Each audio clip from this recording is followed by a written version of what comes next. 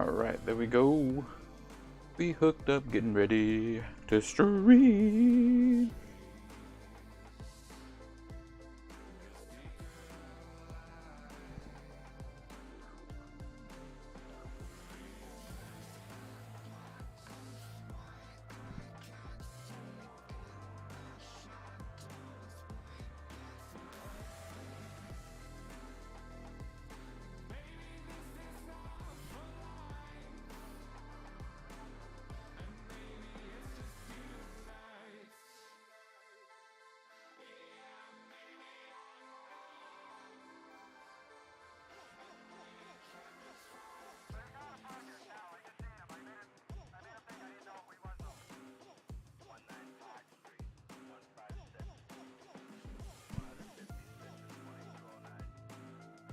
One shared, going next to Twitch. Twitch, we are live. Thank goodness. Looks like we've got everything back to normal. Nope.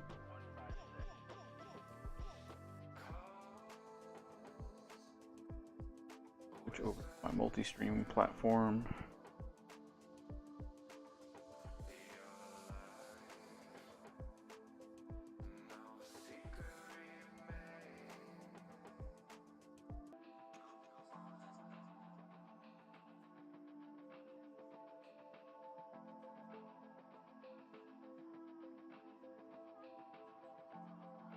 Everything looks to be going good. Let me double check the sound. Shared.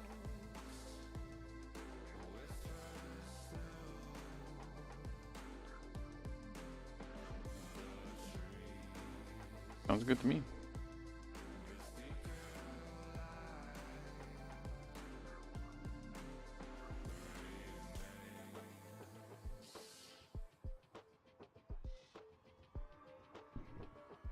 Ooh, and it looks like I have a leaderboard now. So if you want to send me some stars, I can put you on my leaderboard. That's kind of cool.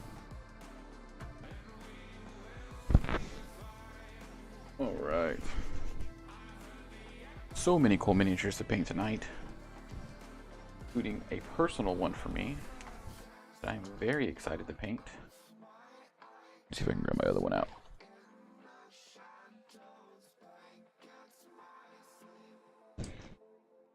Grab my other one out before the stream starts.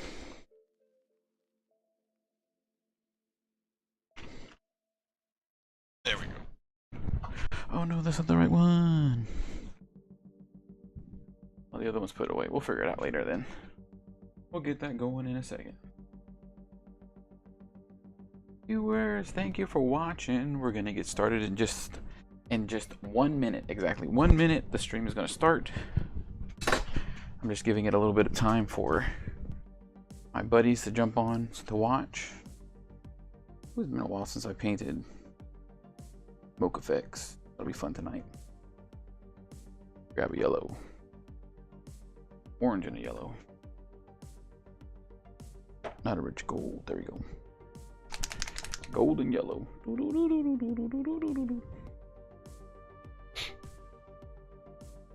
They call me Mr. Boombastic, semi-fantastic. I'ma get ready to paint these minis.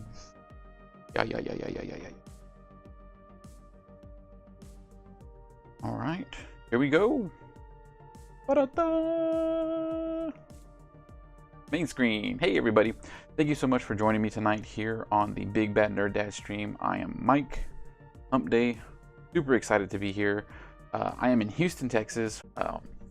And so we have a snow day tomorrow, so I'm going to be up late painting minis and having fun and talking with whoever wants to join the stream. Very, very excited about that. I will be painting minis for Marvel Crisis Protocol. I will be painting a personal mini for myself for OwlCon, is Houston's super big, awesome tabletop convention, tabletop gaming convention. Dungeons and Dragons, Savage Worlds, Pathfinder, Starfinder, tons of old war games, tons of board games, Call of Cthulhu. If you can think of the of the RPG, it's going to be at OwlCon, and it is a fantastic convention put on by Rice University's Warp Drive. Is like their gaming people. I mean, it's for us, for Houston, it's super big, right? Like, there's no other gaming convention that compares to it. Otherwise, my good friend Matt Freitas over on Facebook just mentioned that he wouldn't call it super big, but we lost MagCon. There's no other gaming conventions in Houston, and they support everything. They do board games, they do tabletop RPGs, they do tabletop war games, they do LARPing. They promote a lot of local creators, which is fantastic. So yeah, it's a fantastic convention that I've gone to for over 15 years now. 2008, 2009. And I just have a good time every single time I go. I've demoed my own personal tiny dungeon. This year I'll be bringing Tiny Cthulhu.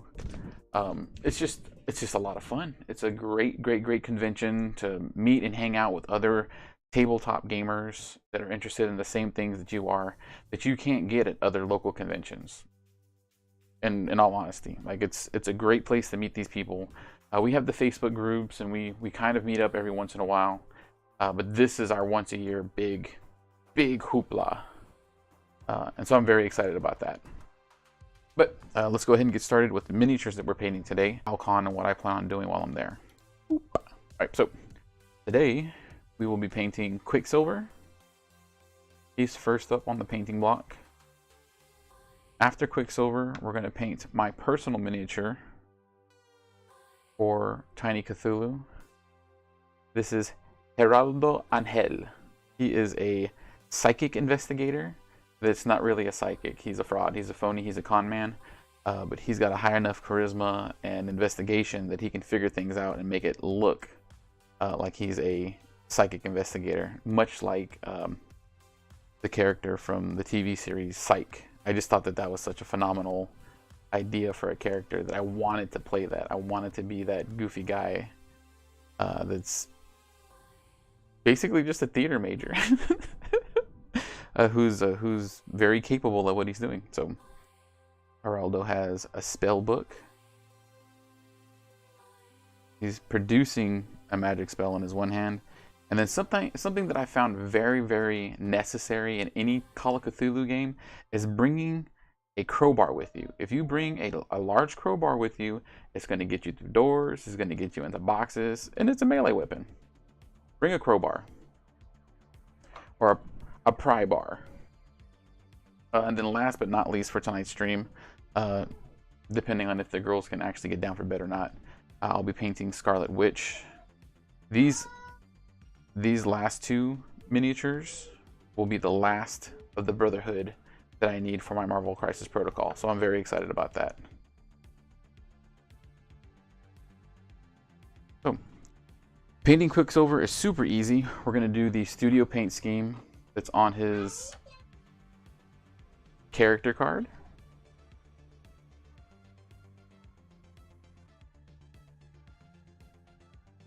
And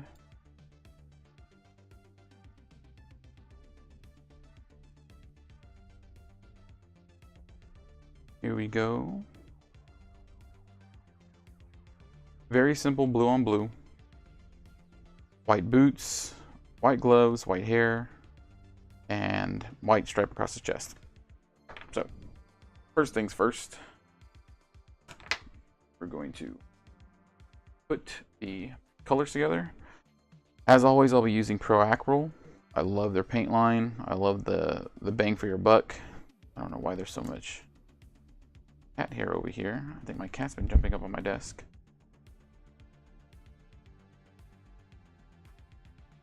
Pro Acryl regular blue with faded ultramarine for highlights and dry brushing. And then we'll be finishing off his other white pieces with bold titanium white. First things first, we're going to put our paint into our paint. Okay. I don't think I shook that well enough, so we're going to try it one more time. Another reason that I really like these Pro Acro paints is they come with the glass bead on the inside. It's not a ball bearing. It's not something that can rust. Mixes up the pigmentation within the paint. Greatly enjoy the sound that it makes. Just like when you shake a spray can. So, blue. Babudi babudai. Whoop. All right, so that blue goes down first. Our good paintbrush that I just had. Where'd it go? There it is. Get off.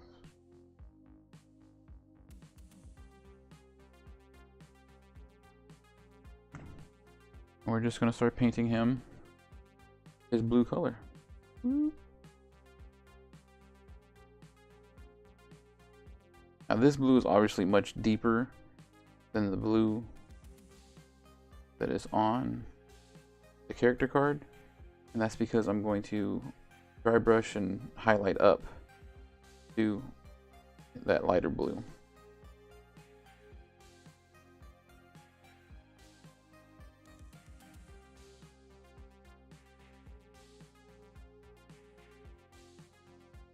While I paint his white pants blue, that is a 40-year-old virgin reference. I want to talk about OwlCon. OwlCon is going to be the last weekend of February.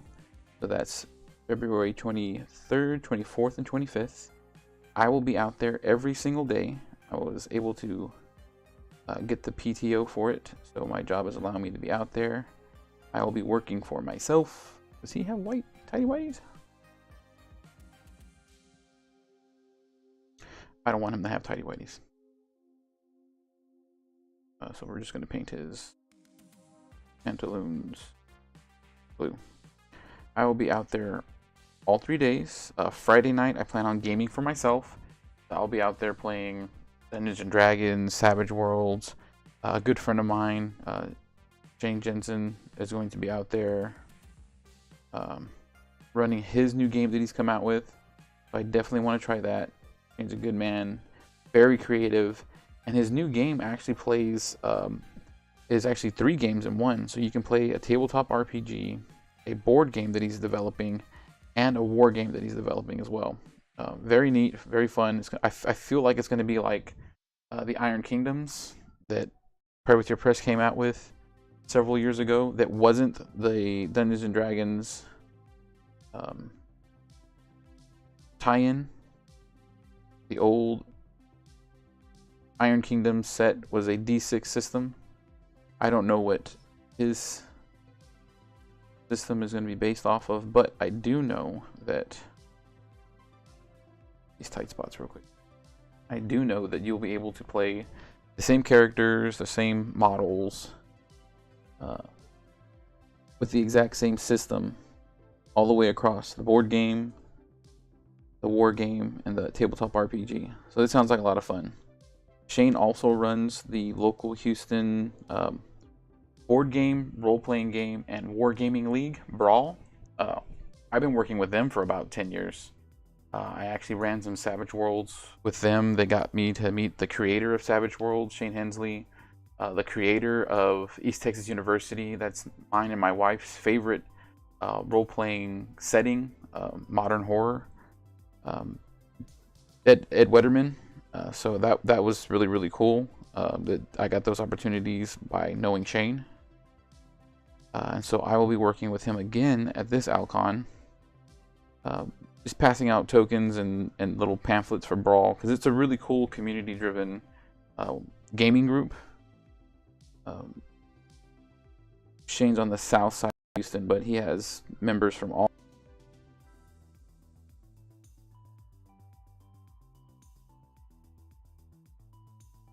I got everything blue that I want to get blue there. Hey Kevin, thanks for watching my stream. John, thank you for giving me a like. I just saw that.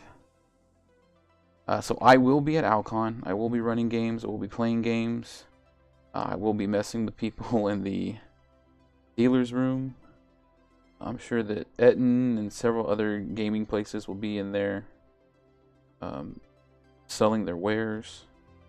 That's another thing too. Like if you don't have the opportunity to get out and go to game stores in the Houston area, and you need to get everything out in one shot, going to a convention like this is top priority, so that you can meet with other people, meet with other community members. I plan on doing a lot of talking about my stream, a lot of elbow rubbing to see if I can get some special guests, see if I can get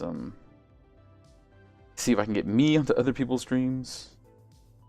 Color's blue. Quicksilver is a blue collar worker. Remember that. Better. I was painting it too far away from the camera. If I'm painting it too far away from the camera, y'all say something.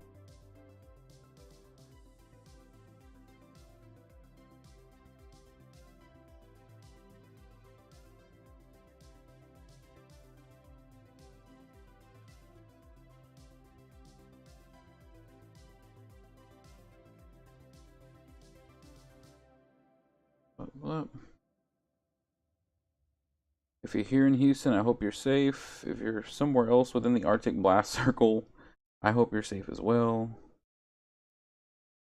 We never seem to do well in the cold. Texas is built for heat, so hot summers, no big deal. The temperatures drop below 30 for one night and the city scrambles.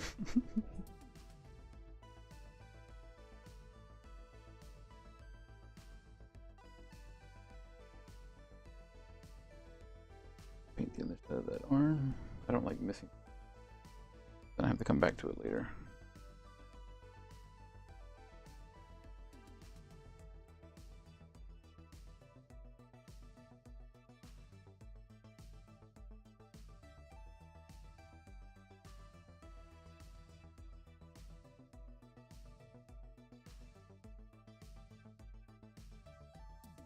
There we go. Boop. Okay. Get the rest of them. Brush.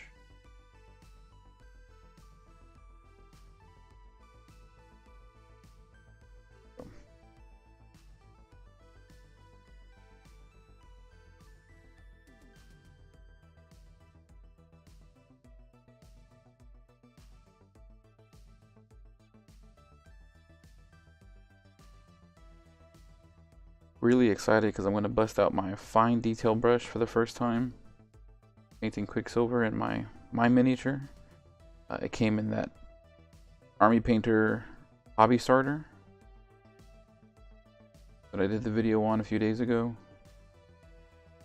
Again, great deal. Good paints. Good starter set. And they actually have a really cool starter set for if you want to make your own terrain. So I'll be doing something on that as well fairly soon. So I thought that was really neat and a great idea. A terrain starter set. I've been wanting to do terrain on the stream for a while.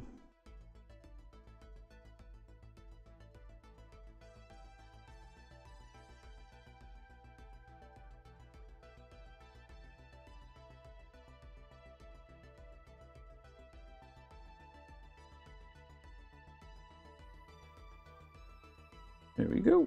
And I got his neck. Whew. It was only a little tough. I can paint the back of his... I can paint his back with relative ease. Remembering to push up against these lines and then pull away. So I don't cross over into the white of his costume.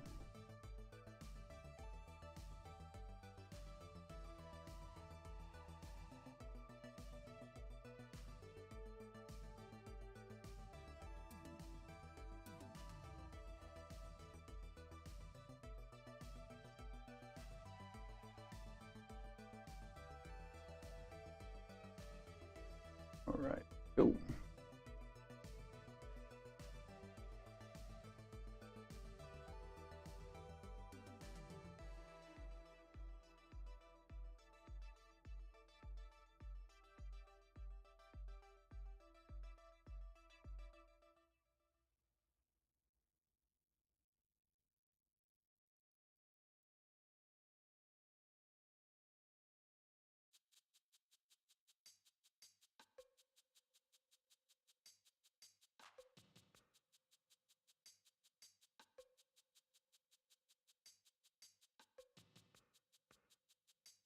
we go. His blue is painted.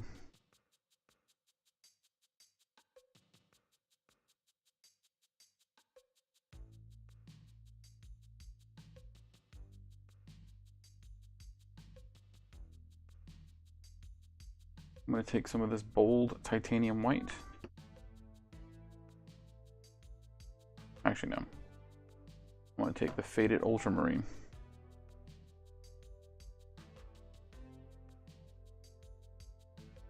Shake it up.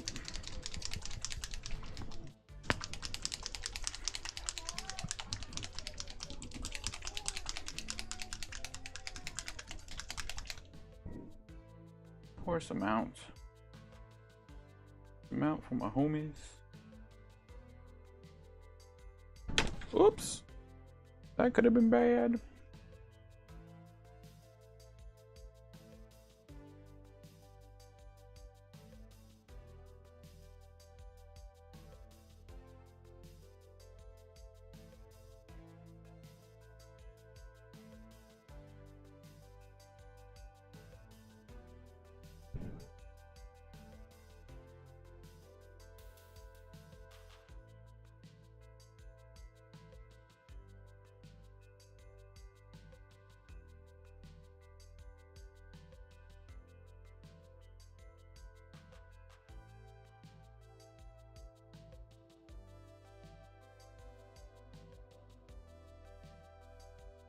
I don't want a lot of this blue on him at first. I really want the white to catch everything. Do do do do do do do.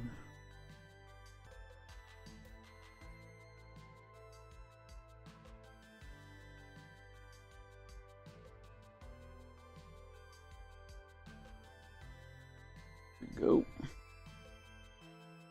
The front parts of his hair. Just a little bit.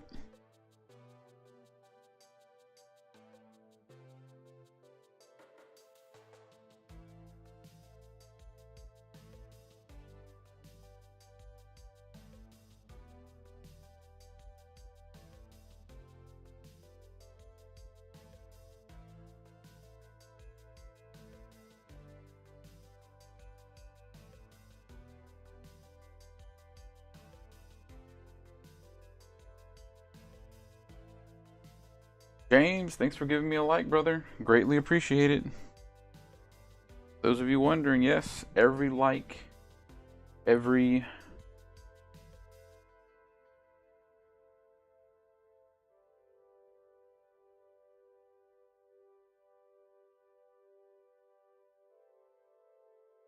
like helps.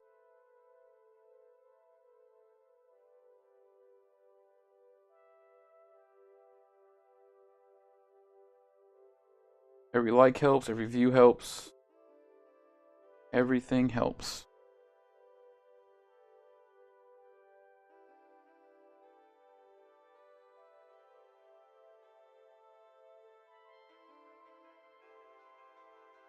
Alright, so I'm taking this dry brush.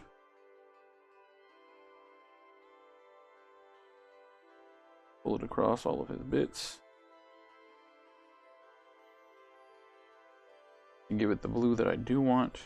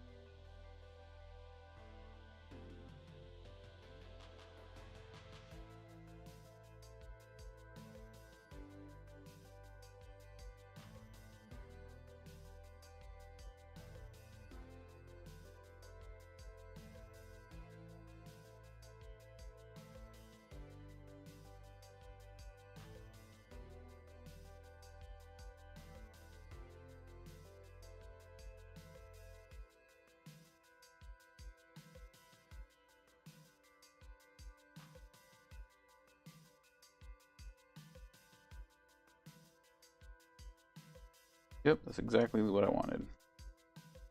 Alright, so that after the faded ultramarine dry brush.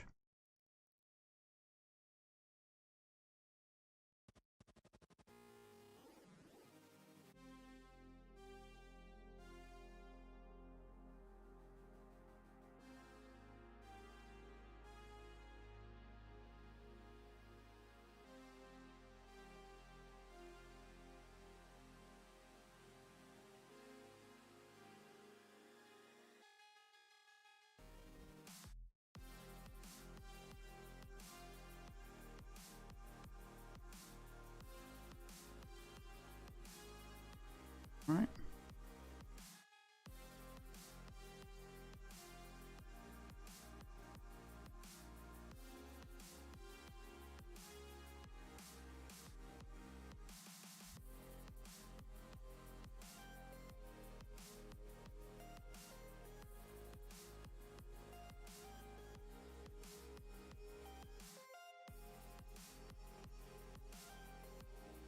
Okay, so we got that nice light blue, just like this card. Right? The darker blue, and that we base it with, barely shining through, giving it a little bit of depth. I'm gonna go back over with the titanium white.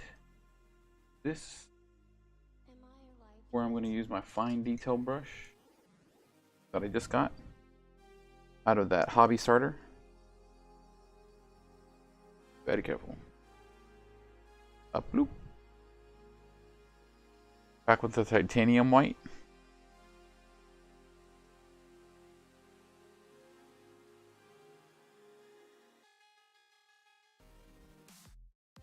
Shake that up.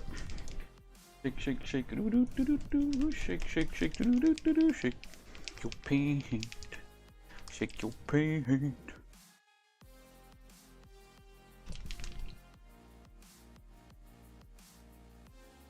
Always make sure you shake your paint on camera, otherwise it does not look good.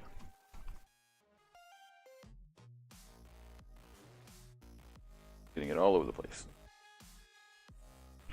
All over me. Oh great, we'll clean that up later.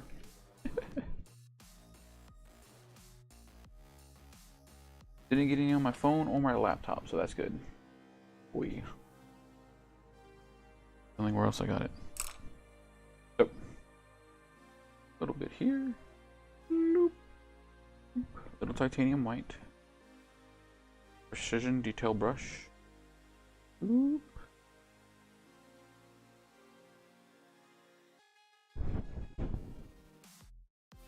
Gonna get in trouble with that.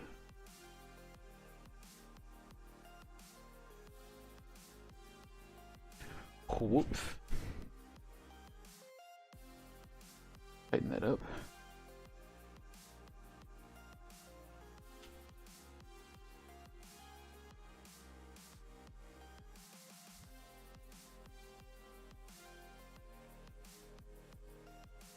Alright, so we're going to paint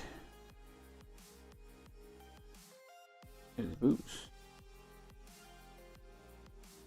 Get it on his emblem. The major stuff. Yep.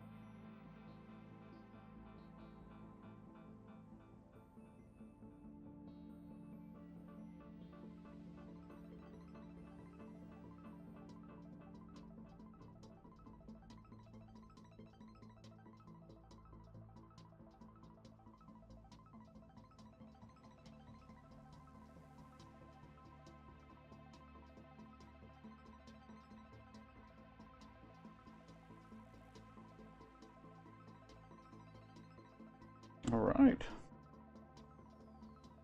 We got his bolt painted across his chest, his belt, and now we're going to go back and dry brush his gloves.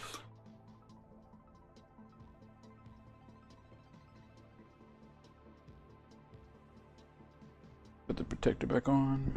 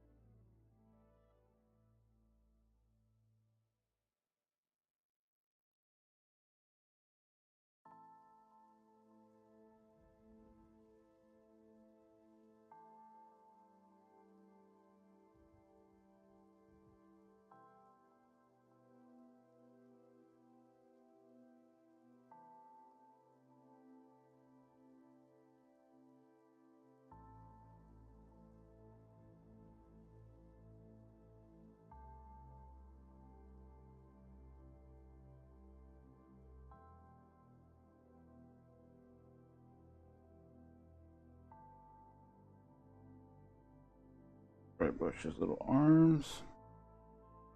Try and keep everything in a nice poignant place.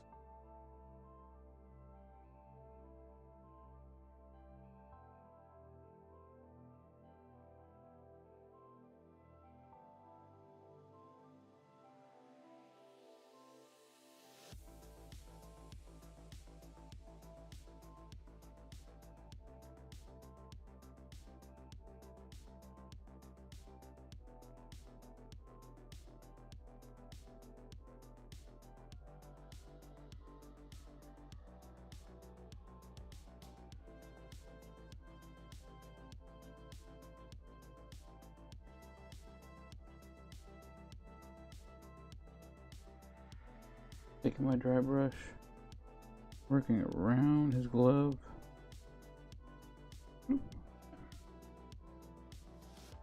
Always, always, always clean your brushes out. Oop. One final touch up around the edges of the boots.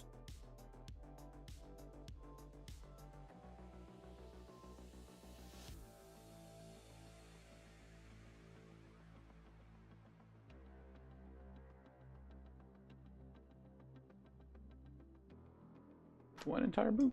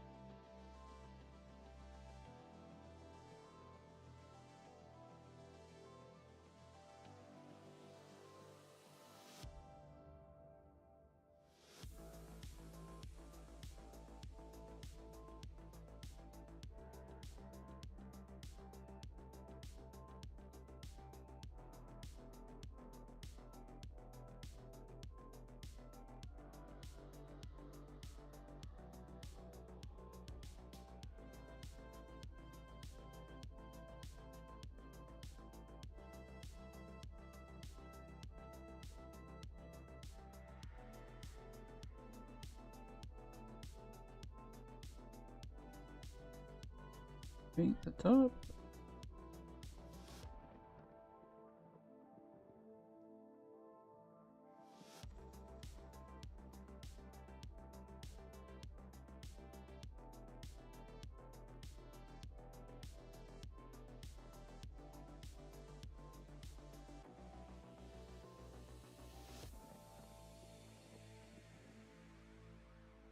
There we go.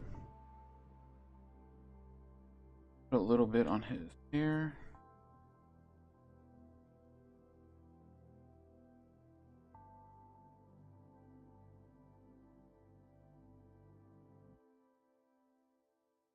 Bloop. Oh.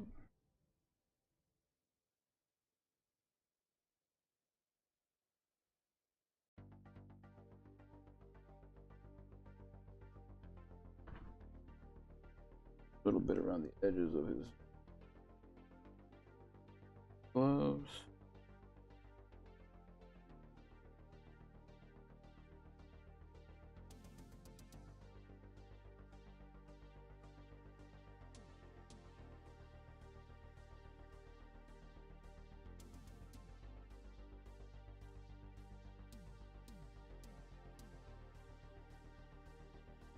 And we're going to do the same with his hair.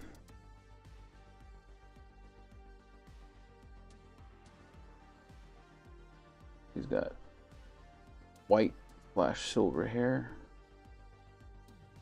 I'm gonna lightly go over it. So it still has those blue undertones, some of the darkness from the original.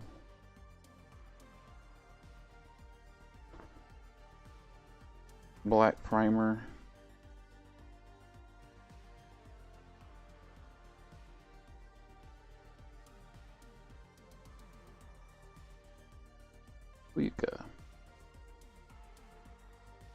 Last but not least,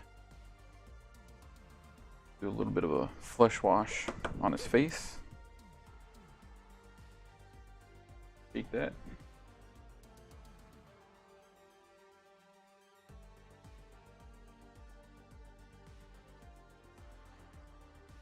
Look around, see where I got paint at. Clean that up.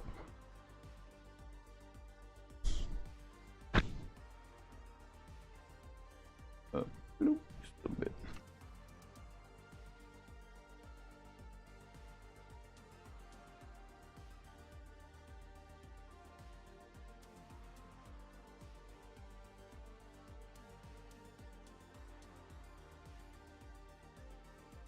Flesh wash his face.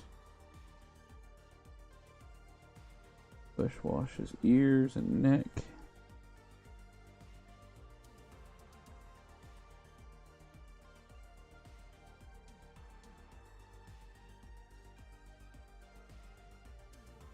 There we go.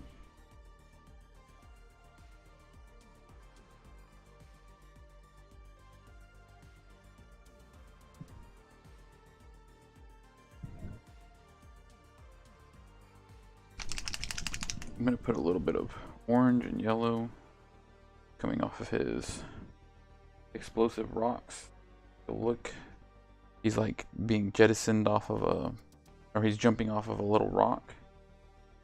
So I'm just going to paint lightly and some spots underneath it. Orange. Then we'll blend that out.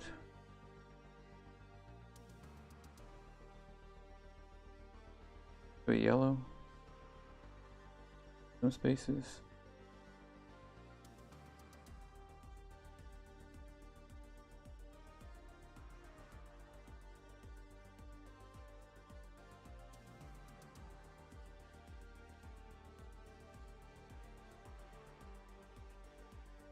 I can hear my little girls in the front room.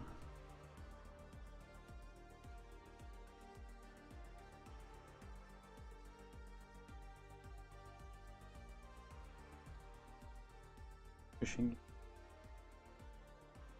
Yes, sleep.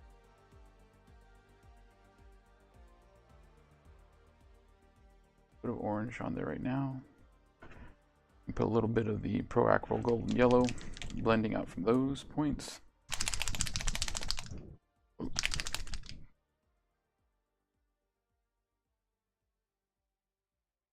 Just a little bit.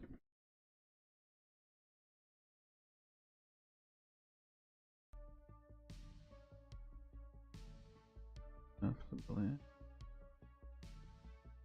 Good.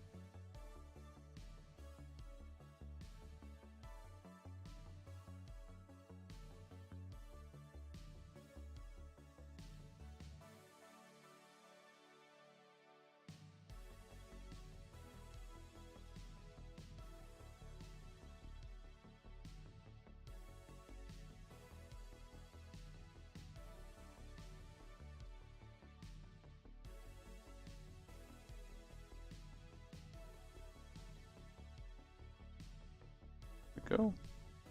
Try to brush the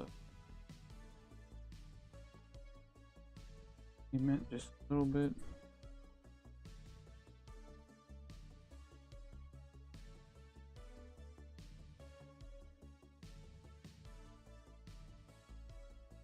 There we go.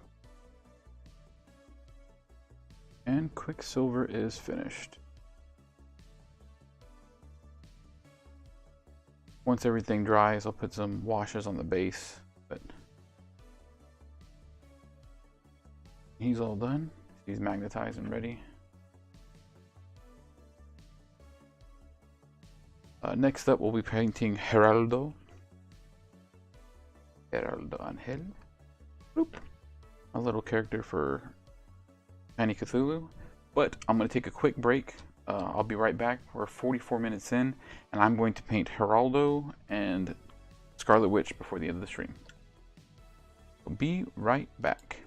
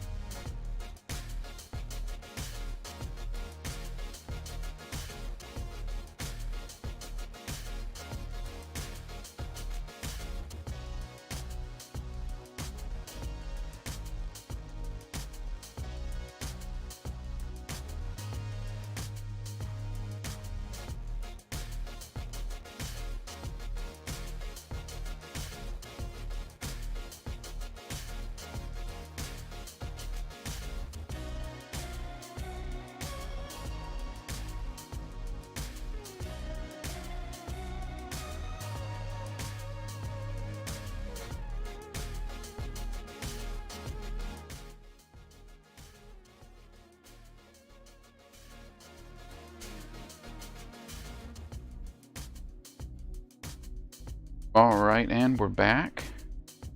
Whoop, haha. All right, so let's take a quick break. Coming back to paint. John, I see that you're there. Thanks for watching, brother. I'm painting some minis tonight. Hey, where's my green?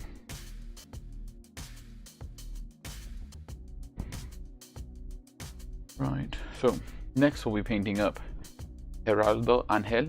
This is my Tiny Cthulhu miniature.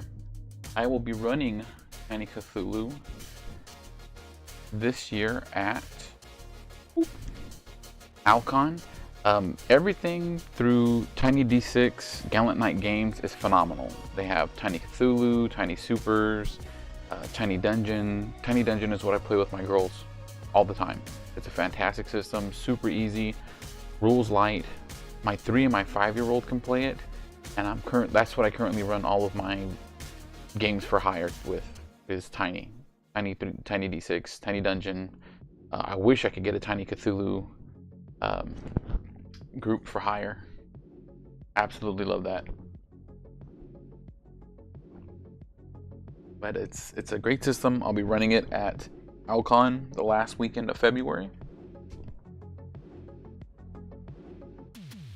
So this miniature is for that. I also hope to get into some Call of Cthulhu games at OwlCon.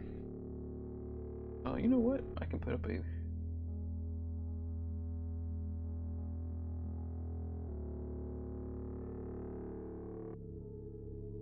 Here on Facebook.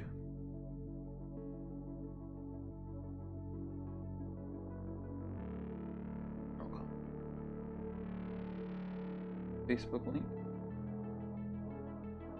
I hope.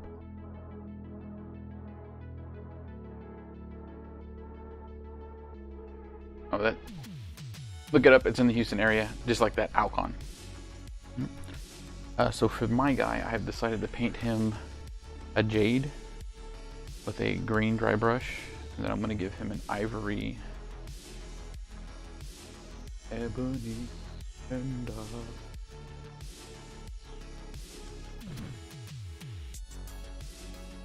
bright ivory, not titanium white. Where'd my ivory go? Hey, light umber is going to be for his shoes, I know that. Oh, there it is.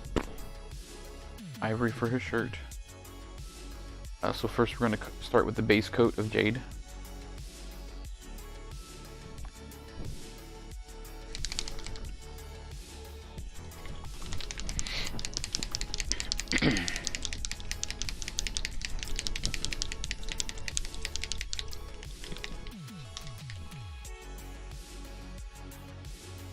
Base coat of jade with the regular brush. That's going to be his pantsuit, his vest, and his pants.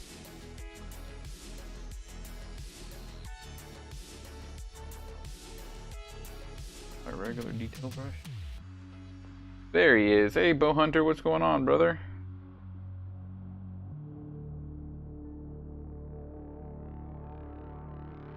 Painting my Call of Cthulhu character up right now.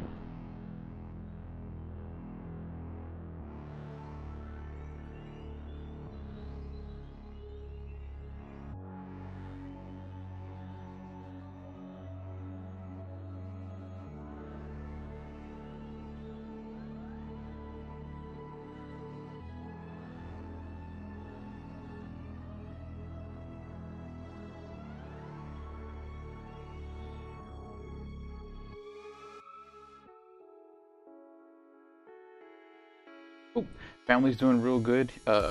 Here in Houston, Texas, we're having our yearly cold front. We have one cold front. I usually expect it in February. Came a little early this year, so we're bundled up. We have a snow day tomorrow. It doesn't usually snow out here. But we're all excited for our free day tomorrow. I called in because I have to watch my girls.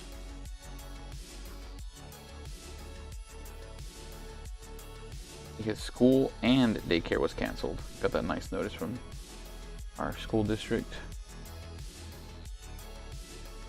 So I'm excited for that.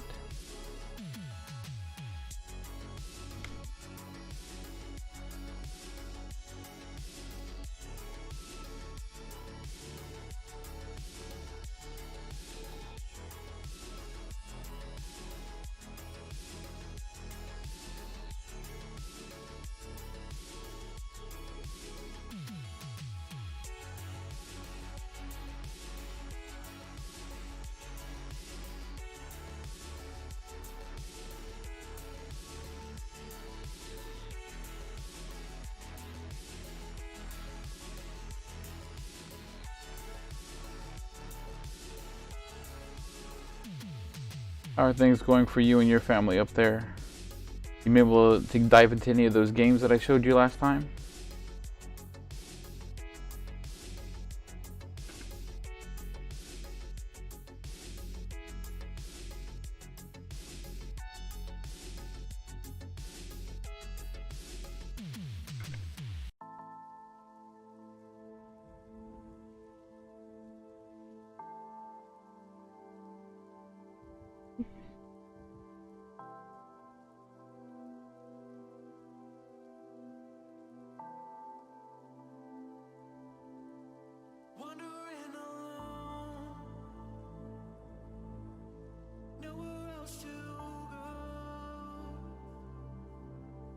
I think those buttons gold.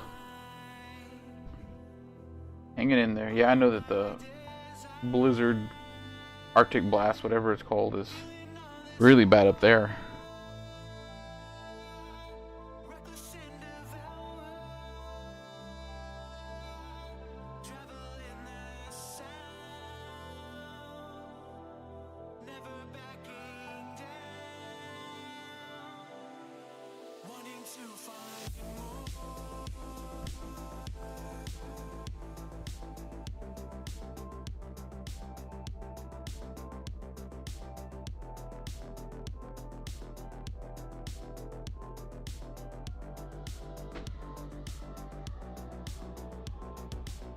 Oh, Sriracha the card game. I'm not familiar with that one. I'll have to check that out. I love Sriracha. Any type of hot sauce I'm into.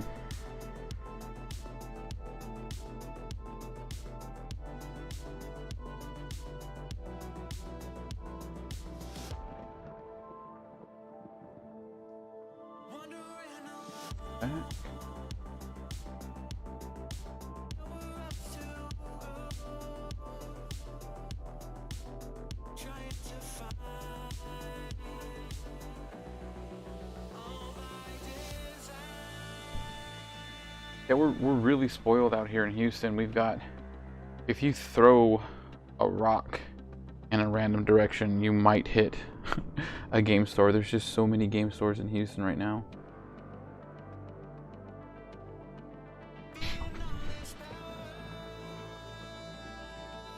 Oh, okay, cool.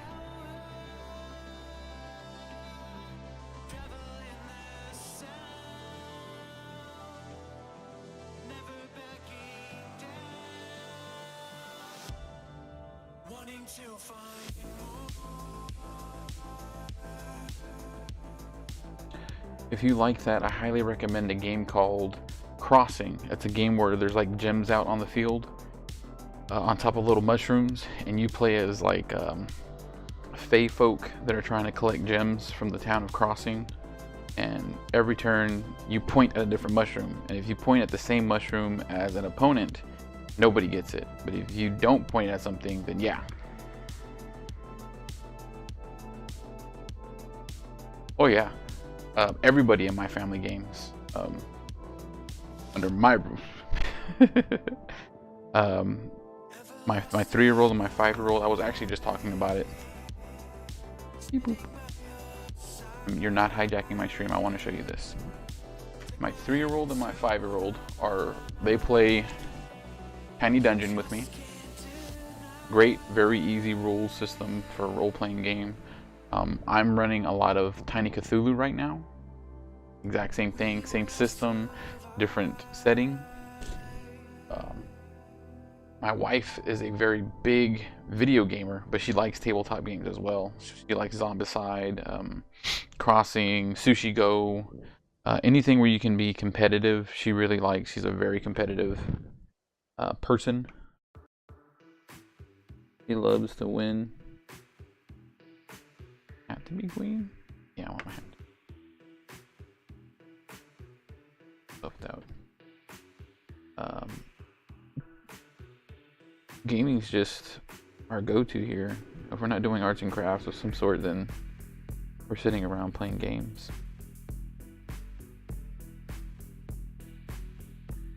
I'm very grateful for that. Like I said before, we had mentioned, it's just nice to sit everybody around the table and have a good time.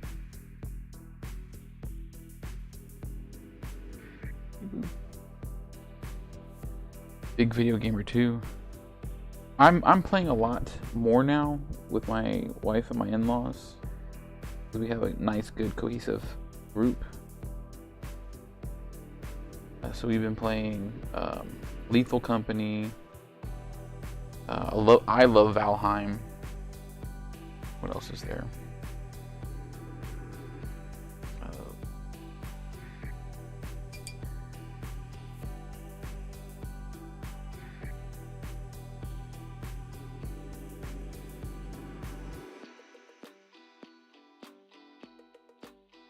Yep, love Valheim.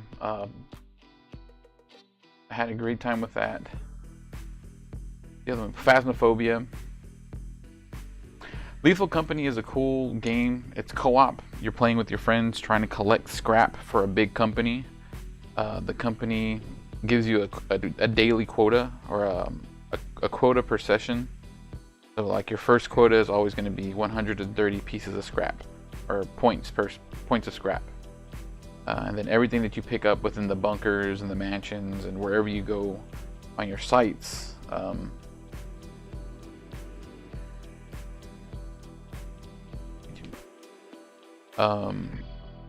will count towards that.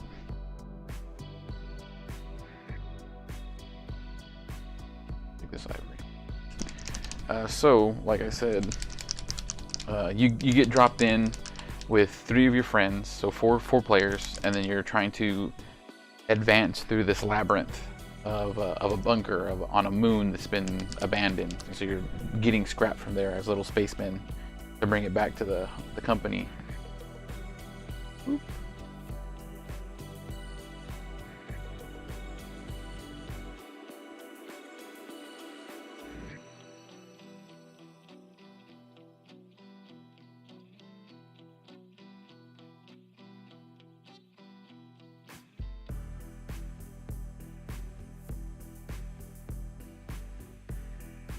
Very pale yellow. Alright, so and that's it. Like, you run around, try to hit the quota. You get 3 days to try and hit the quota. After the 3 days is up, if you don't hit the quota, you and your friends get ejected into space and you have to start all over. So you don't want to mess up. You want to try and get as much stuff in the early games as possible to save up for the later missions when you might not make enough, and then you buy your way onto newer moons that have better drop rates for higher pieces of scrap. It's fun. I enjoy it. Me, my brother-in-law, my sister-in-law play it on Steam. Like I said before, I'm not really a big video gamer, but I do like Fellowship, and a very communicative game where we have to talk to each other and be like, hey, this is over here, this area is, we've already gone through this area. It's fun. Just like we were doing with Valheim.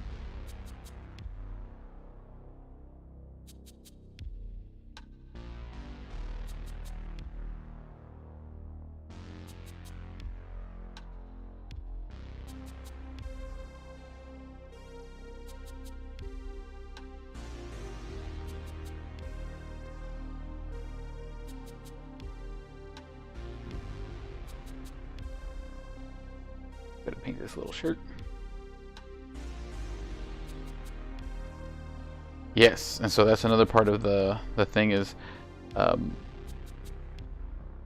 you have like unlimited lives, but you do get chased a lot within those bunkers, and there's tons of stuff that could potentially kill you. You can die from falling. Like there's gaps that you have to try and make within each of the places. I'm gonna have to switch to my fine detail brush real quick. Precision, that's my starter. I need the precision. Oh no, there it is.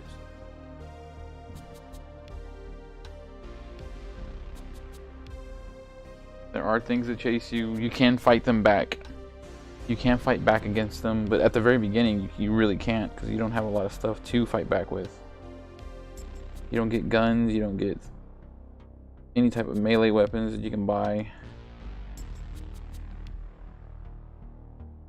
Once you've made a couple of runs, then you have some money to spend, and then you can pick up like shovels, or if you're lucky in your first couple of runs, you'll find stop signs or yield signs within the bunkers.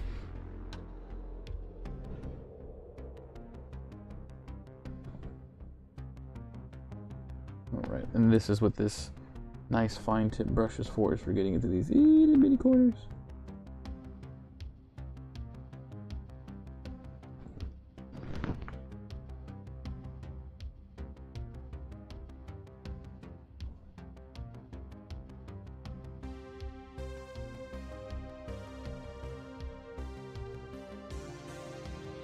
There we go. But it's a lot of fun. I really enjoy Phasmophobia. It's another co-op game where you're trying to figure out what kind of ghost is within a haunted place. I feel like it's much more tactical. You're having to search for clues.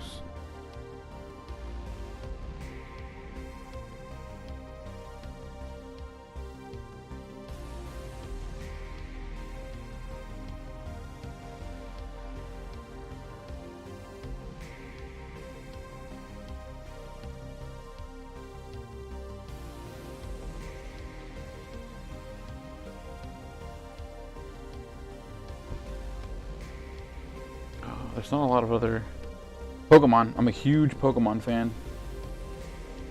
I'm all about Pokemon. I just beat all the DLCs. I've caught every single Pokemon that's available. I'm doing raids.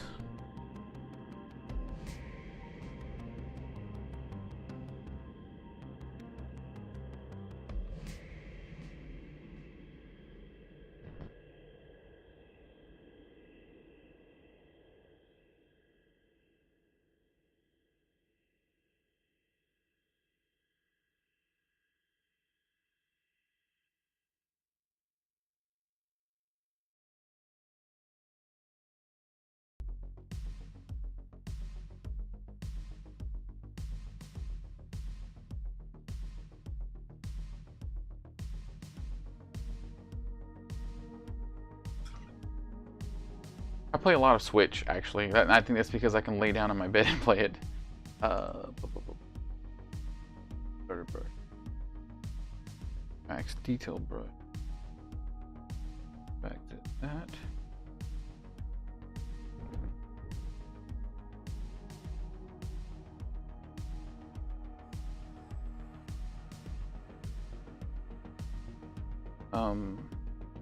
On the Switch, I'm playing Spirits Unleashed. I love Monster Hunter. Monster Hunter World, probably my favorite game in the past 10 years.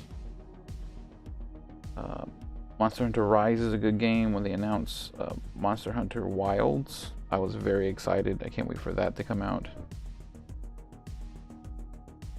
I'm actually looking into upgrading my laptop in the next 2 years because of that.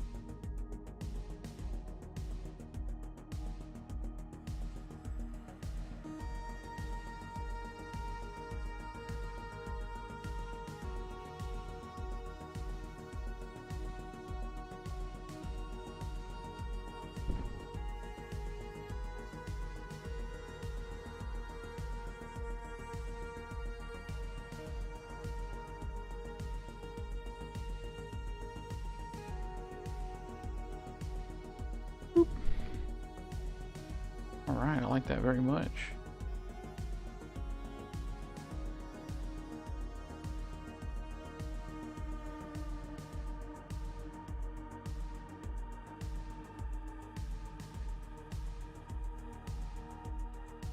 Again, for everybody else watching out there on Twitch, Facebook, or YouTube, if you like me, subscribe,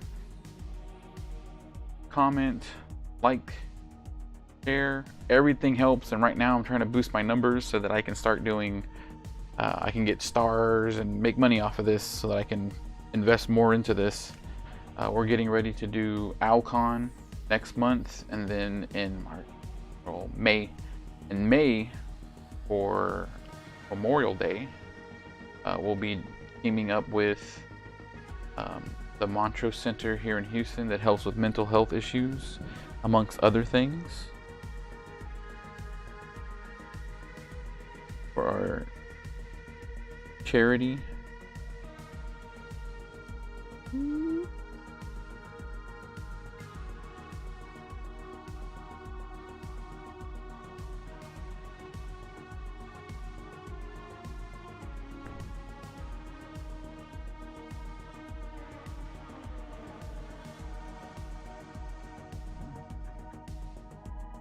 Oh.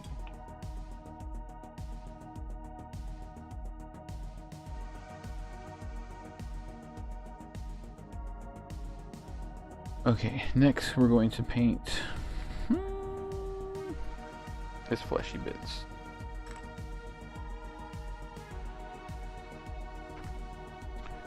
We have a tan flesh that we'll be using.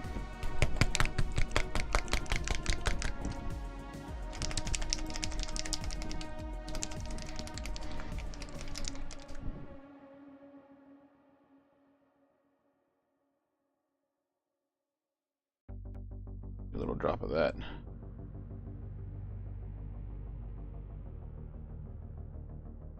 Take a little bit off the top.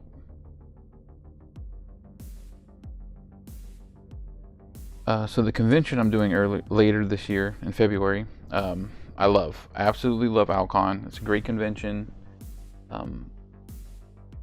I feel like it's one of the best that's thrown in the Houston area. It's been going on for 40 years now, I think. Almost 40 years. Held at our local fancy university, Rice University.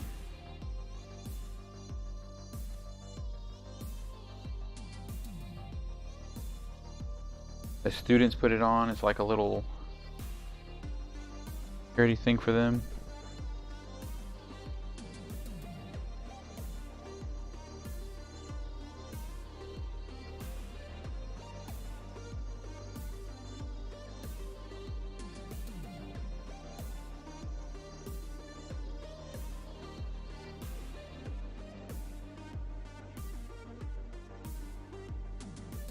Face.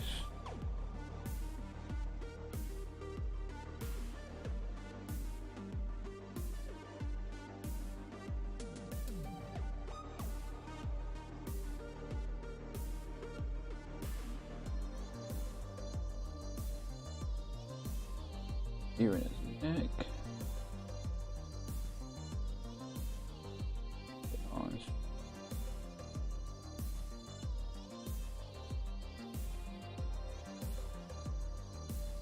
Like I said, I've been going there since 2009.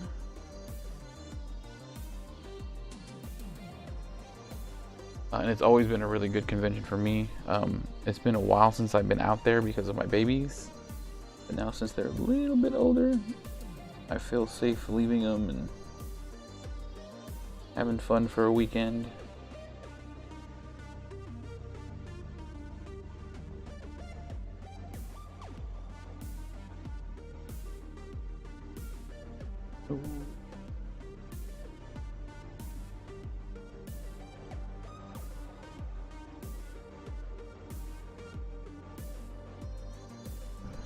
Alright, paint this other arm.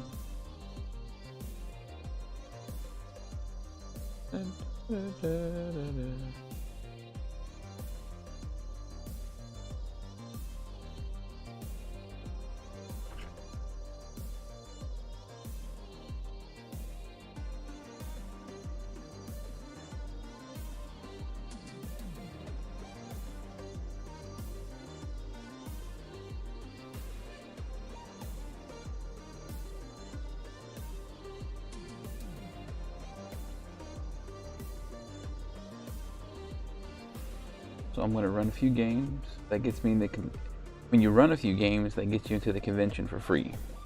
I only needed to run 2 games, but I want to promote my streaming channel and I want to promote my sponsors. So I do a little extra because I love my sponsors.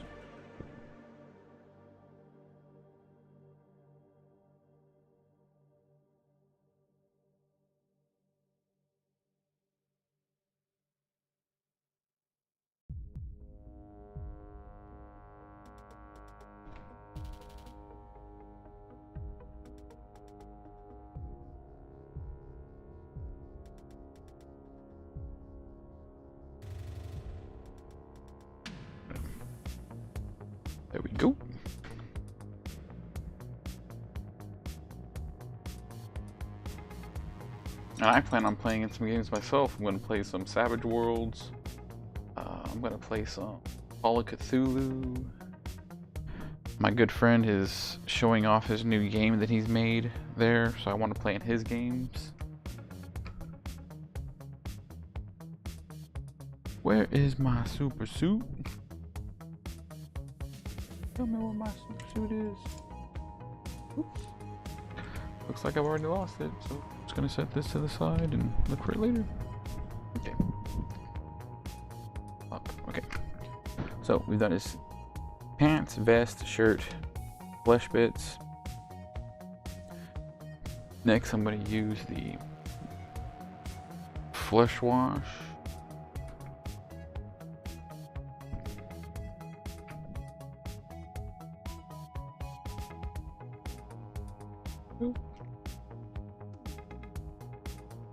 We're not going to use our fine detail brush. We're going to use our smallest brush that we have available.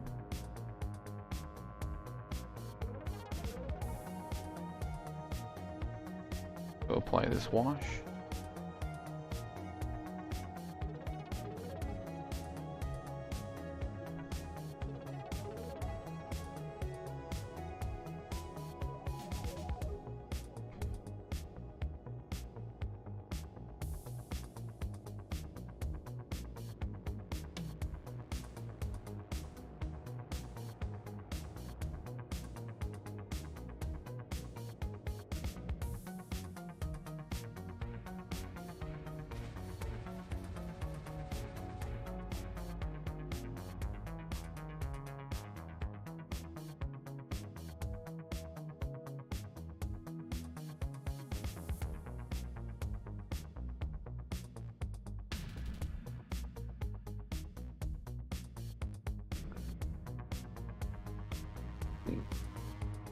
Paint.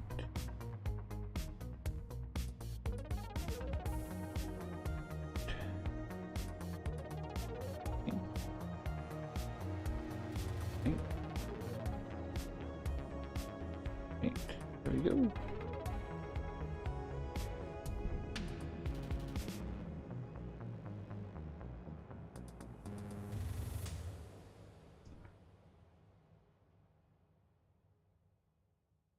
Next, we are going to paint this magical spell, and I wanted to do that with this really cool light blue contrast paint. So this is one of the reasons I don't like the Citadel contrast paint. If you look at it, oops, of course I didn't put it on there. If you look at it, all of the contrast settle to the bottom, so now I've got to smack. That's why I like the new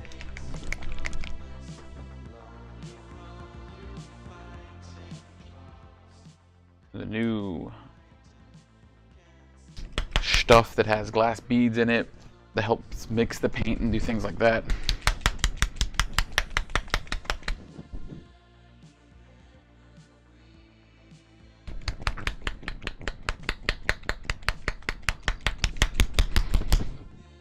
Alright.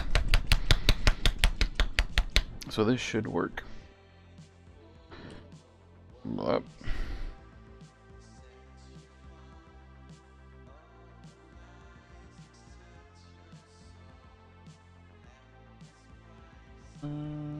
I'm going to dry brush that real quick. Actually, I want this to be really prominent. I want to go back and dry brush it with a titanium white. Where'd my titanium white go? I probably got it free. Yeah, I put it over here because I accidentally spilled it everywhere. Oop, hold still, you. I know it's good. I'm gonna put one drop. Because I don't need a lot for what I'm trying to do.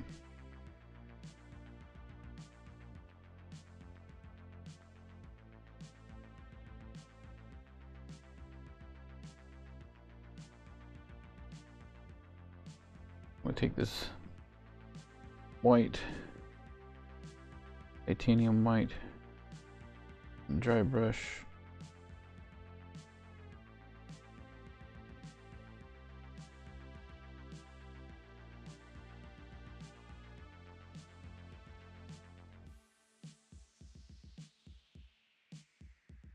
To give this a much more vibrant feel.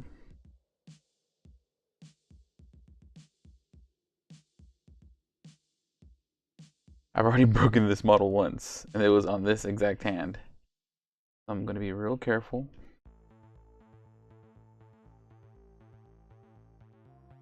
Where did I put that paint? I don't know. Oh, you know what? Take some from there. Wash it around. Hit it one more time.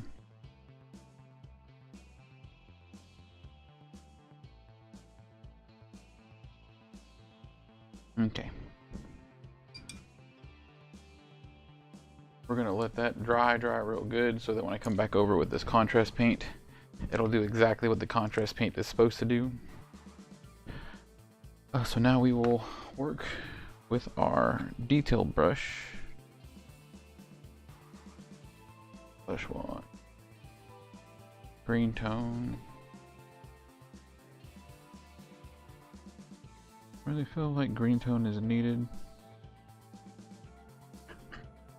I'm gonna put a green dry brush over this guy. What I do want to do is make sure that his mustache stays black. So I must ask you to bear with me. Ooh, I'm a funny bunny. Get it? I mustache you. Mustache you.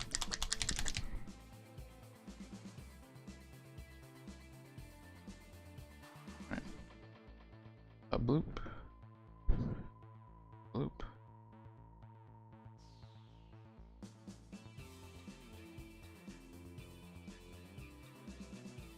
Into the rims of his glasses black. Black.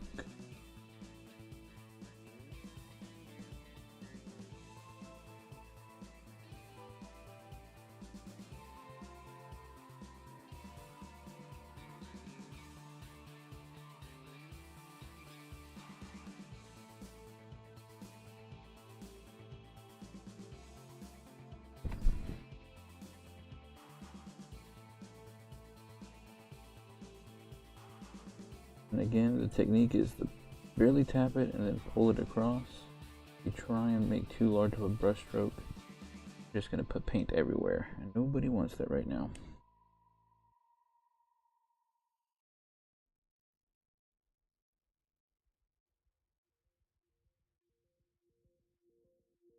Paint his little mustache.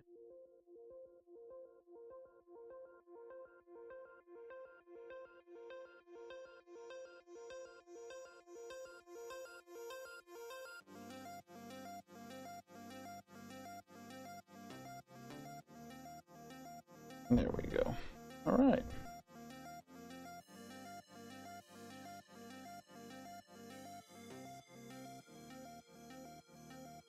There we go.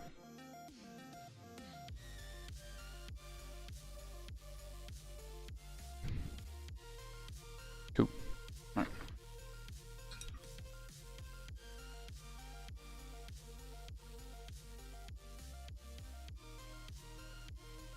I've got to use light umber.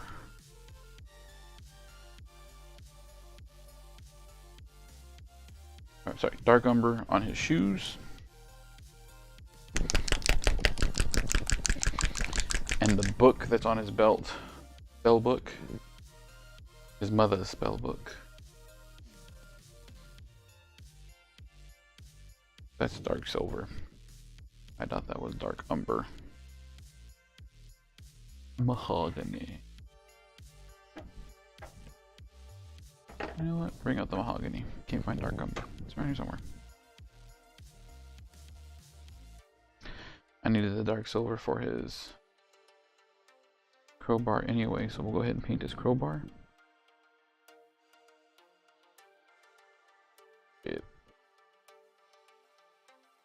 We're going to paint it dark silver and then come back over it with the, we're going to dry brush a silver on it.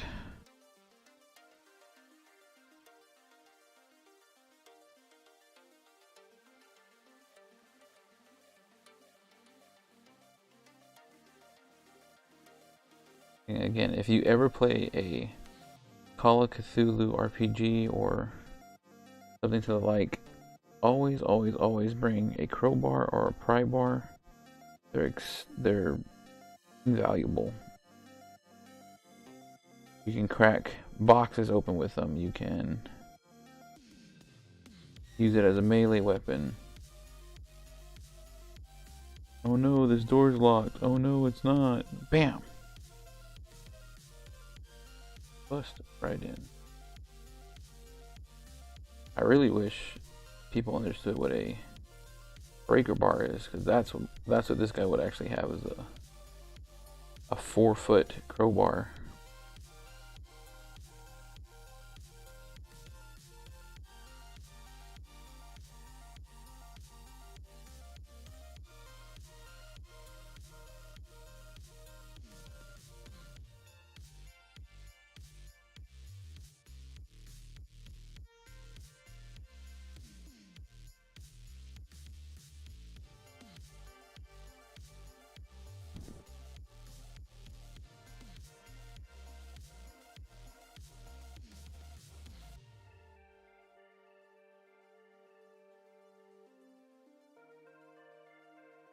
There we go.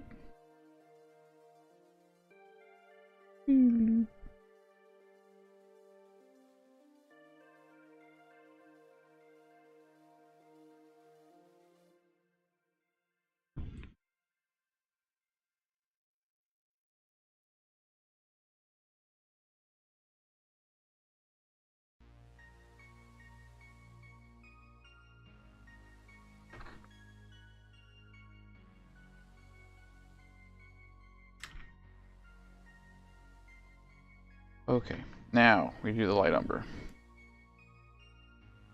Oh, sorry.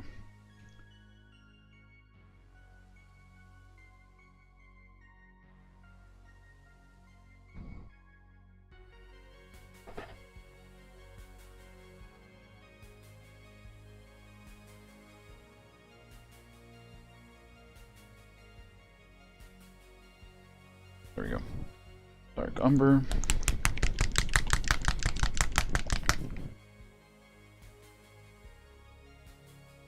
Get this set and ready.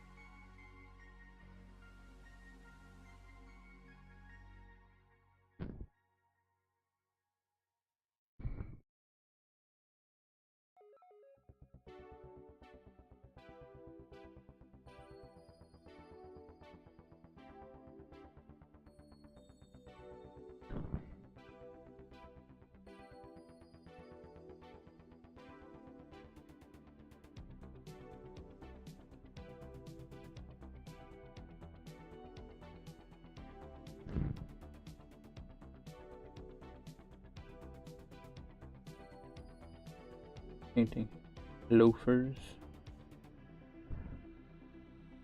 brown.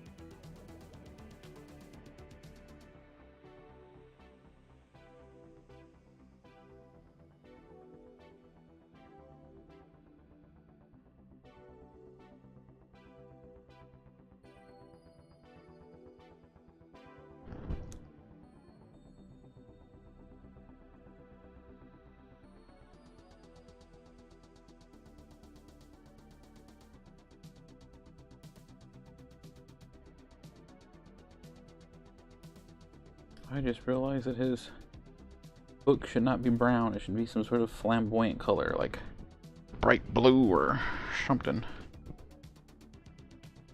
He has a brown belt. I'm painting his belt brown.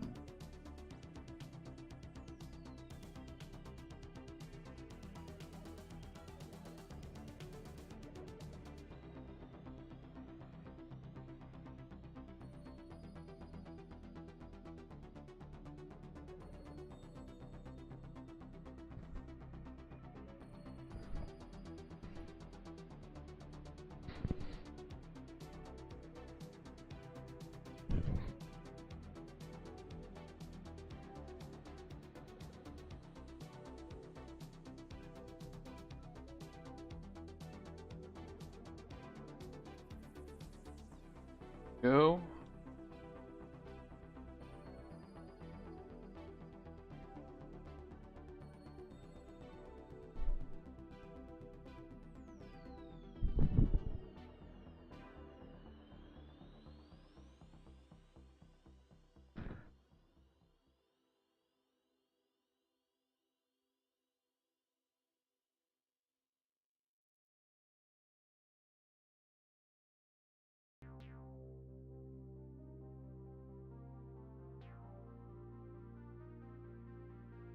Okay. Belt loop. Wait, one more belt loop. There's no more belt.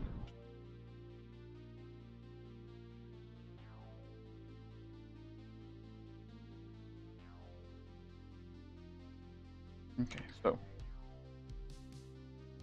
we are going to take. That should have been enough time for this to dry off. We are going to take our contrast color.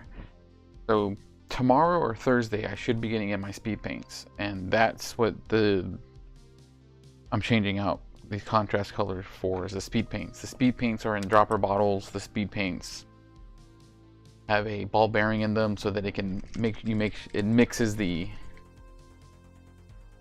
paint itself better.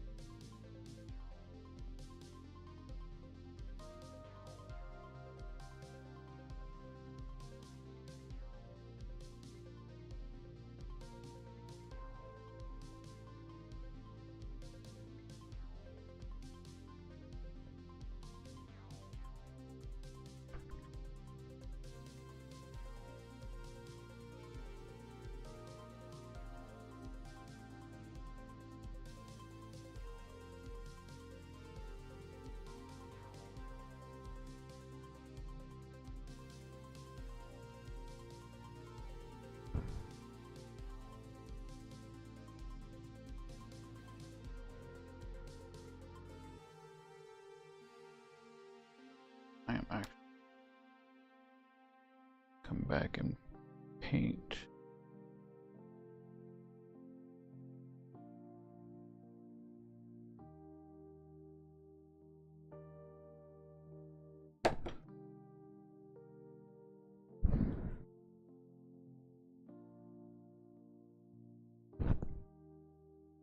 His eyes a faint blue.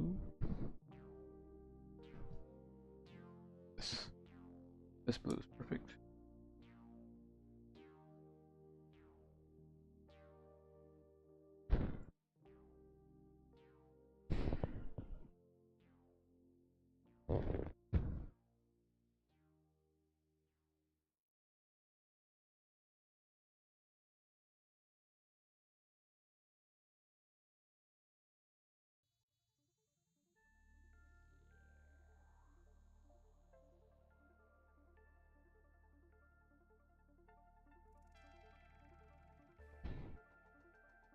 And then once that's dry, I'm going to go back with an even lighter blue to make it look like his eyes are glowing.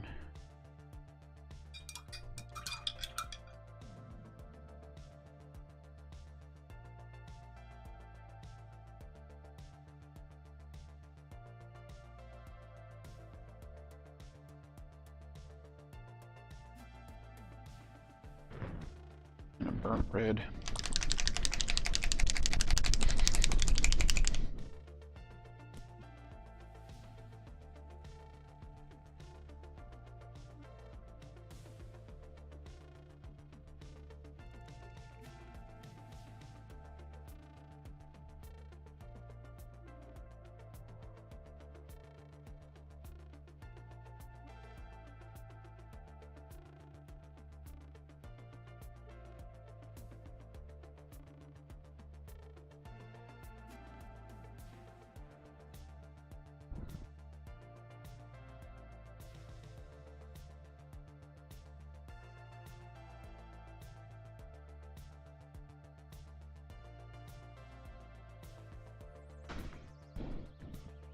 Found more paint.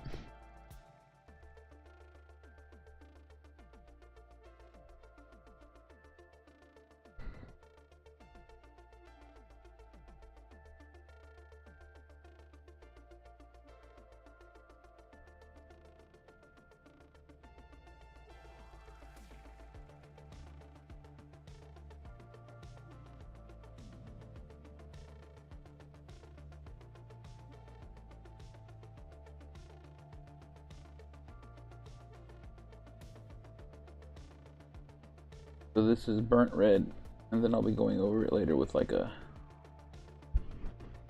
bold pyrrole red, sort of make it pop with highlights.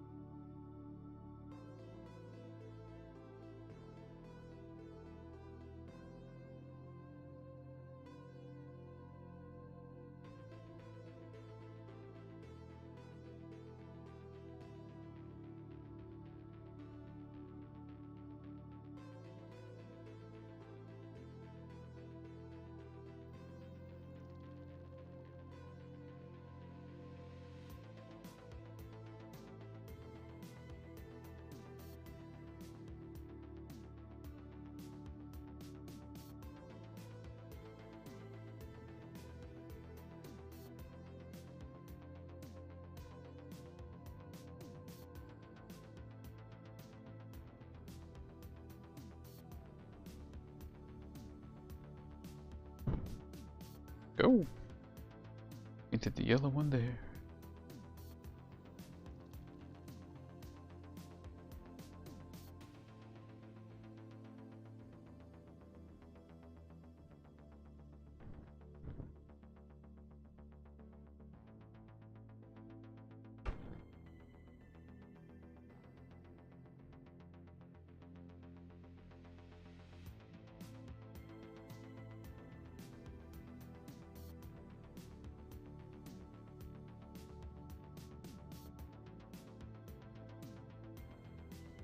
Okay.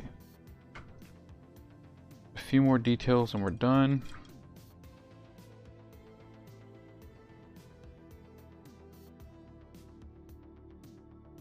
I'm gonna use ivory.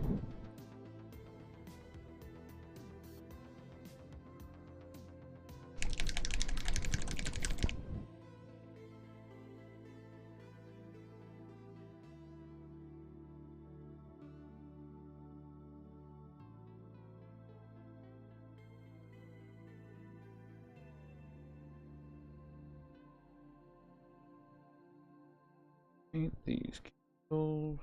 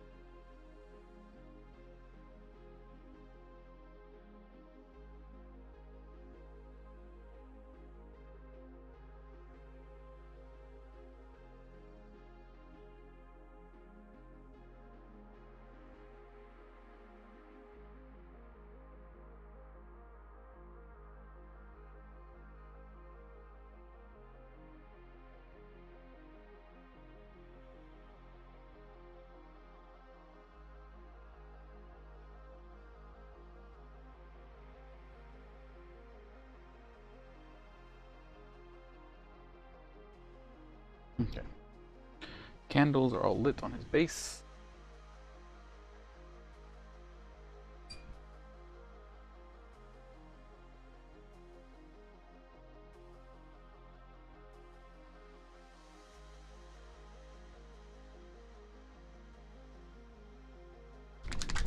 But not a lot.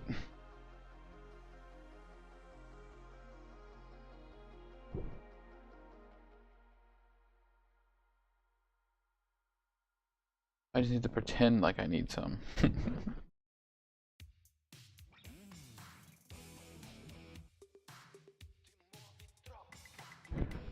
just gonna put one tiny bitty bump.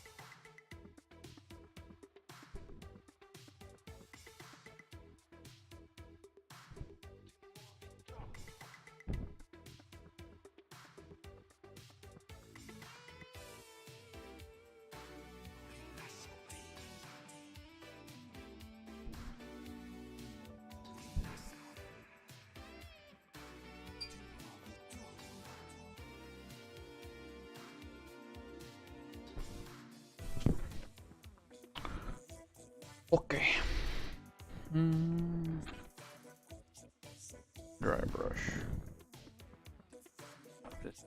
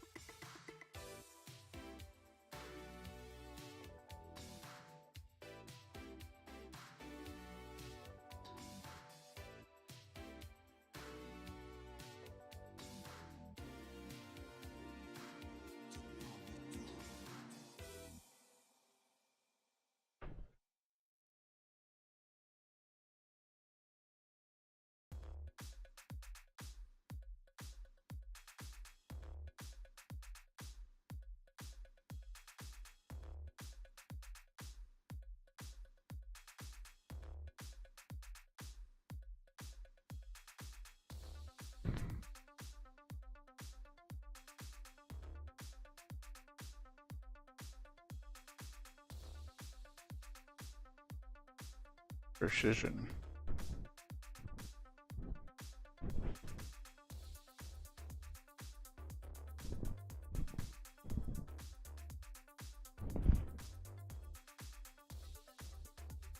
This is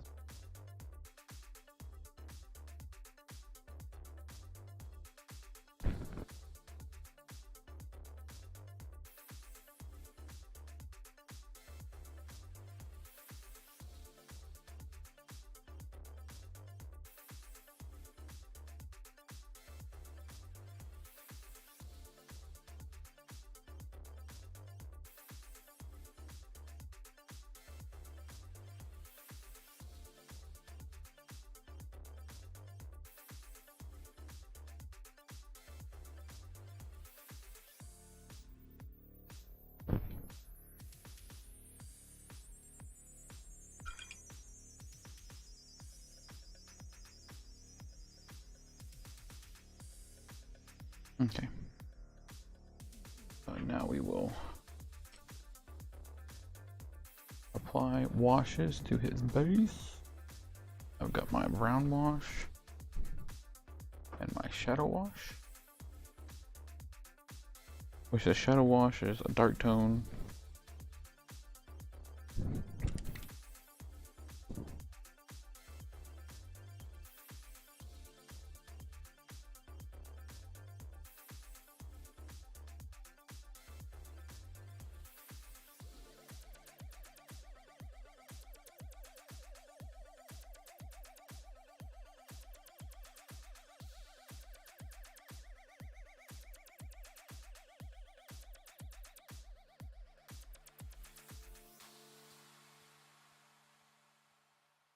It's going to be very messy.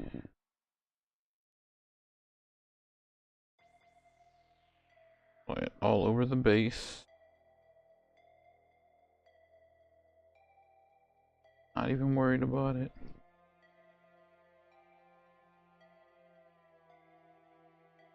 It's got a cobblestone base, so I wanted to get into all those little nooks and crannies.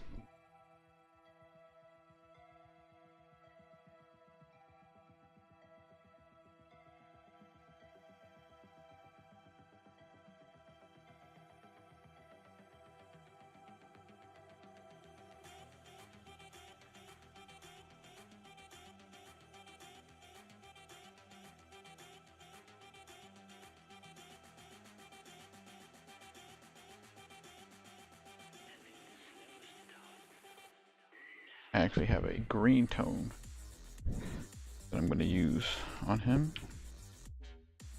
I should shake it though. Shake it up real good.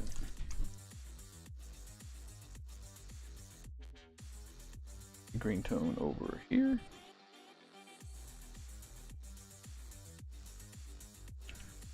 I don't get to use this green tone often.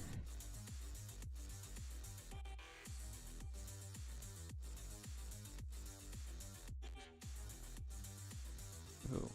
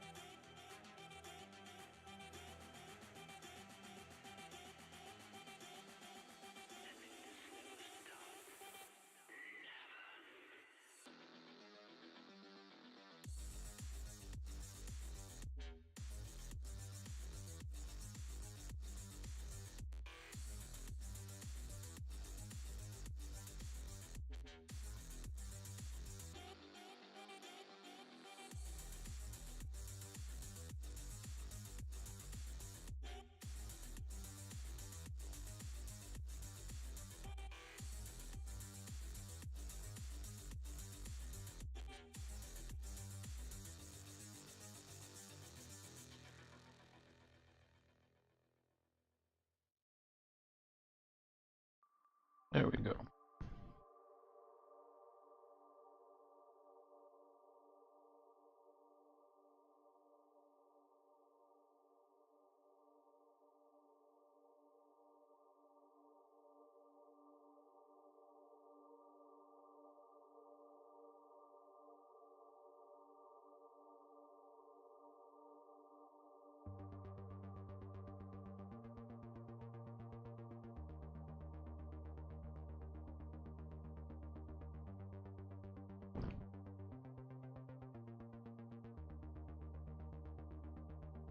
Right. And then the last thing to finish him up is dry brushing his crowbar with a little bit of silver. Oh, nope. Dry brushing his crowbar with a little bit of silver and then going over his red book with that pyro.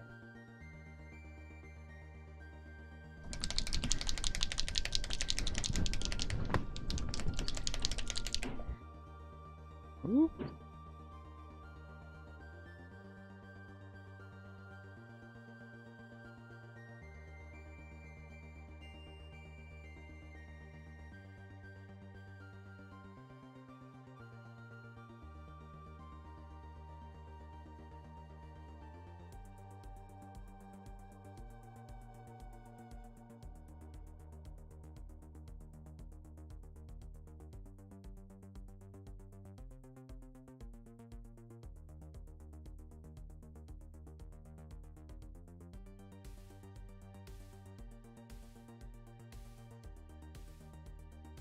There we go.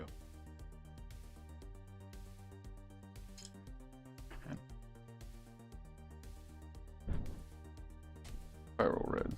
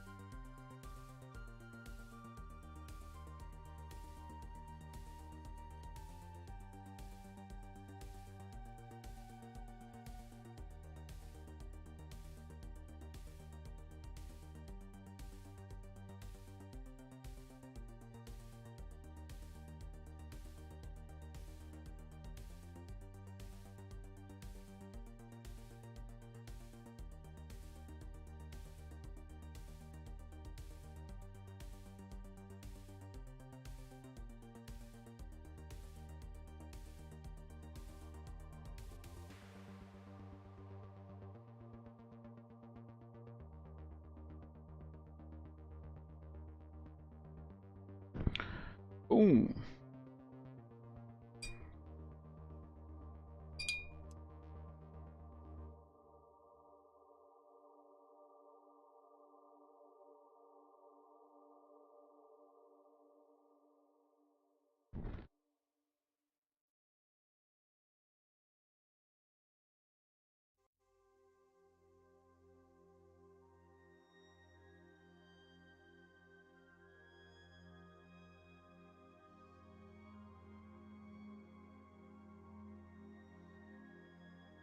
There we go.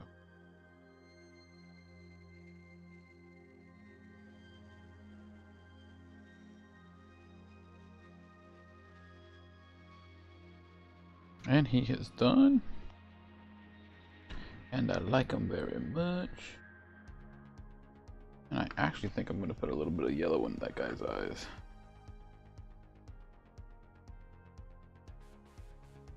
I'm sure it should be like a light green, but it is what it is. Little dab.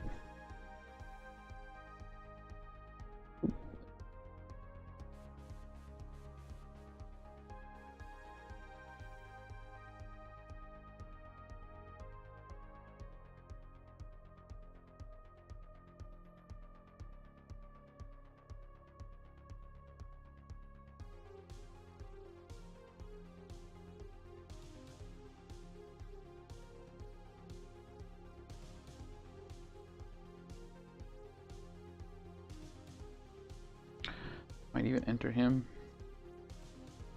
in the OwlCon painting contest.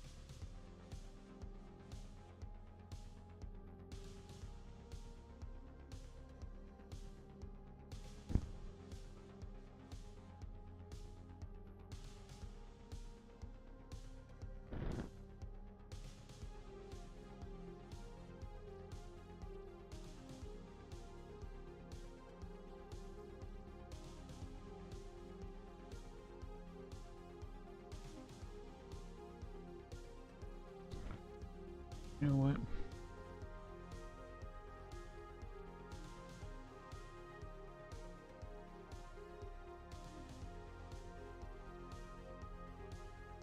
Just like I do with all of my minis, I'm going to paint the base so I can identify mine.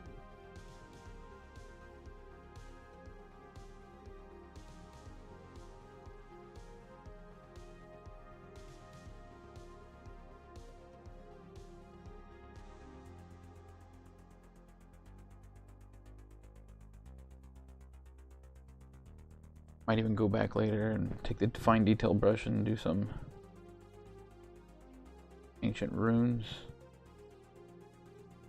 I'd done that before on some of my War Machine models.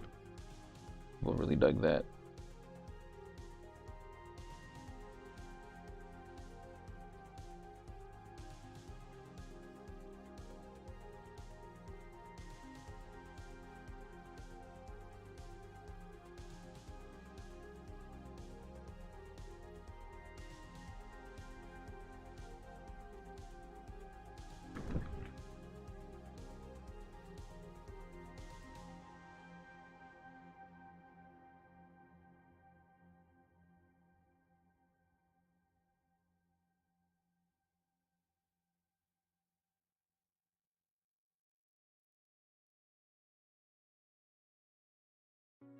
Oops, somebody commented. Hey, James, what's going on, brother?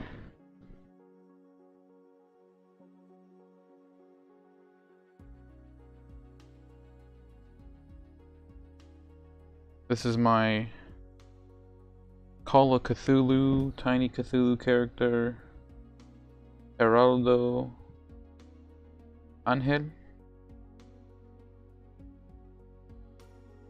aka Marco Verona.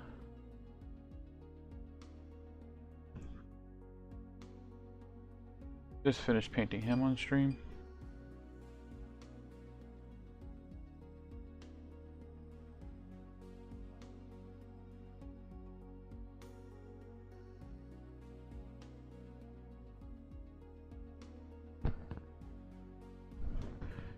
But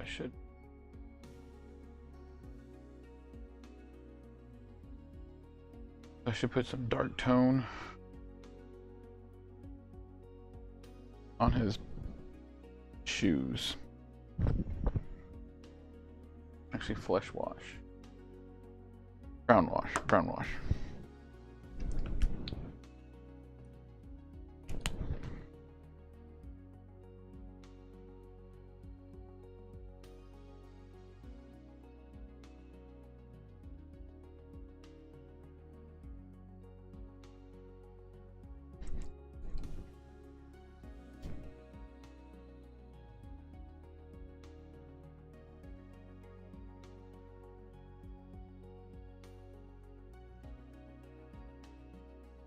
Boop. A little bit of brown washes.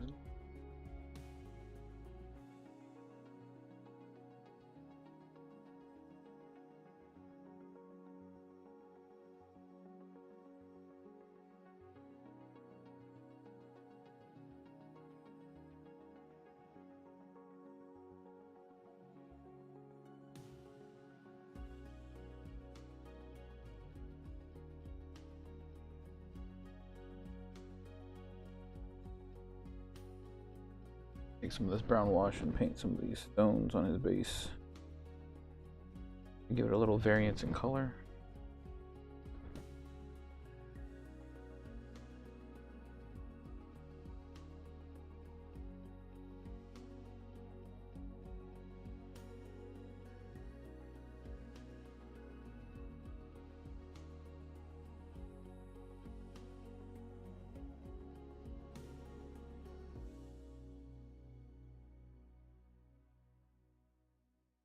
Just a little bit.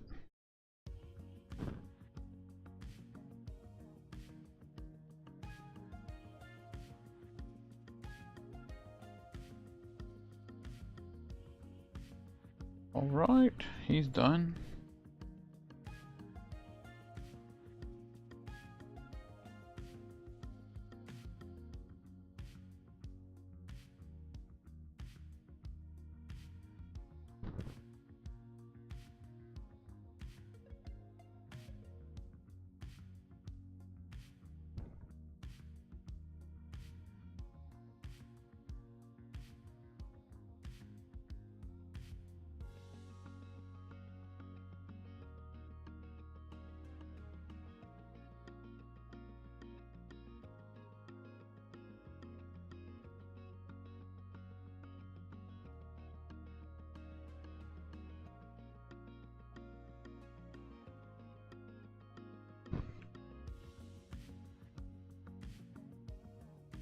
There we go.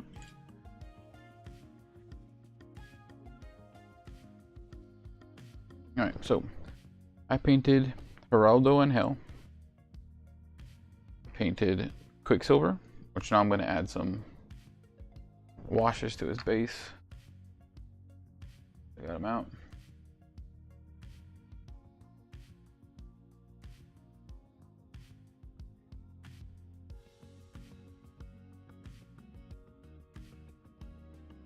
A bit of brown wash over here and over here.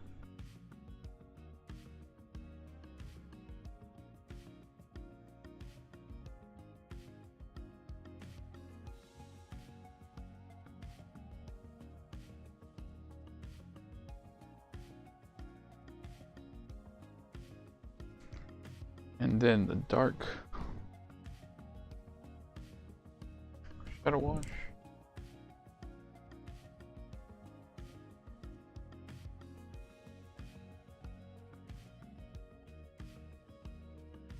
the rest of the base.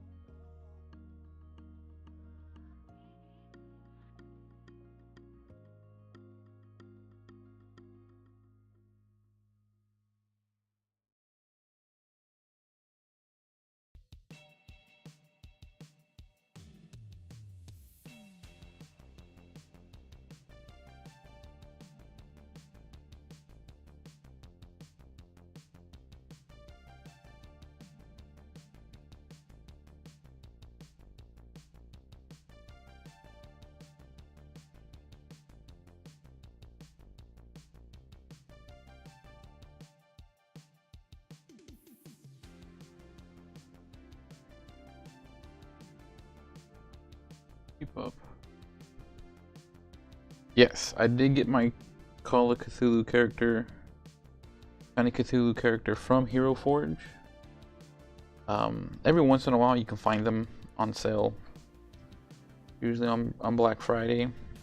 So just throughout the year, just make models. You can make an account on Hero Forge. Build as many models as you want. Keep it on their website, and then when they have one of their sales, you can get the models at an inexpensive price where they print it out for you, or if you have a 3D printer or know somebody with a 3D printer, just have them 3D printed for you.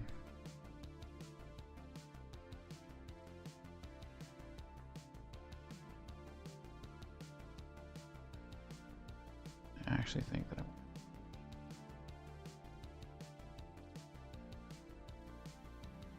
a little drop of this green, yellow, just a little drop of green. Mix that up.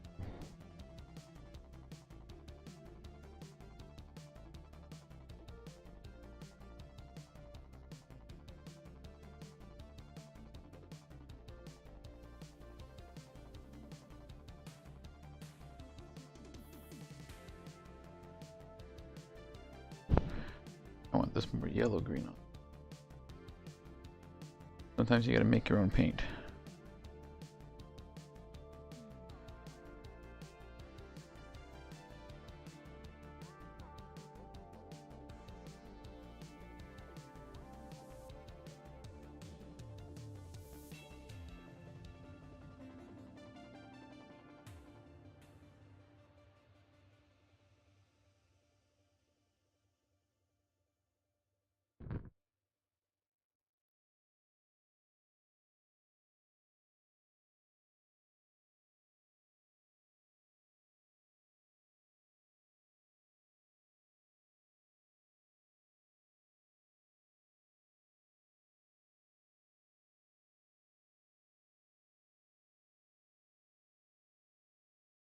There we go.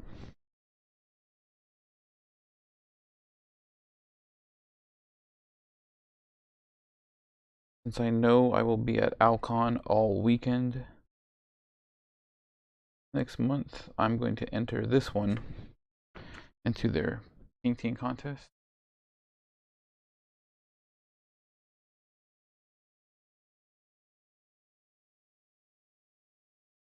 Maybe win something. At the very least, I gotta try.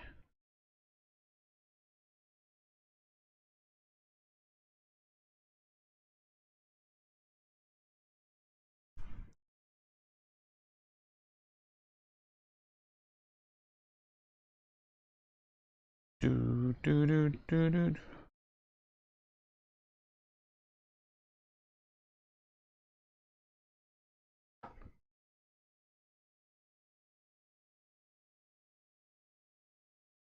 I know I gotta have a.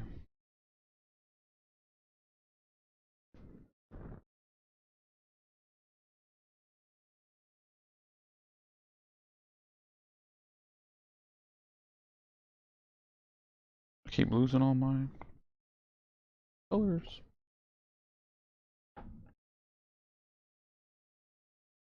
Medium metallic. I don't need a copper. Golden brown purple. Maybe a purple.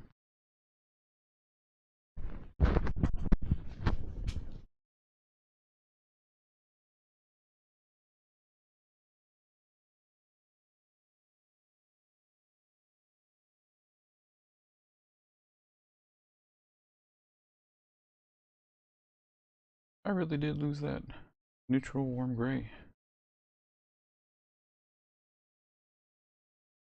Probably won't need green again for a while. Oh, there's a bright warm gray. That'll do.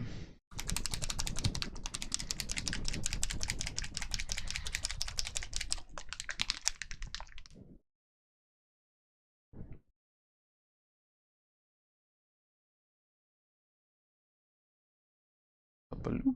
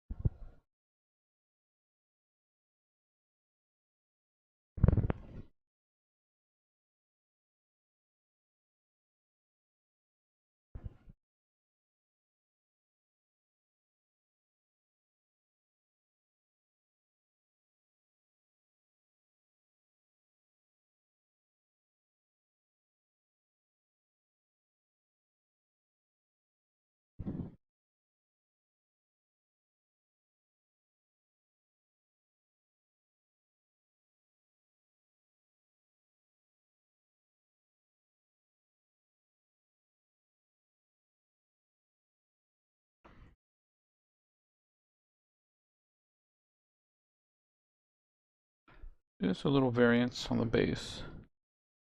Break up all those bricks, those cobblestones.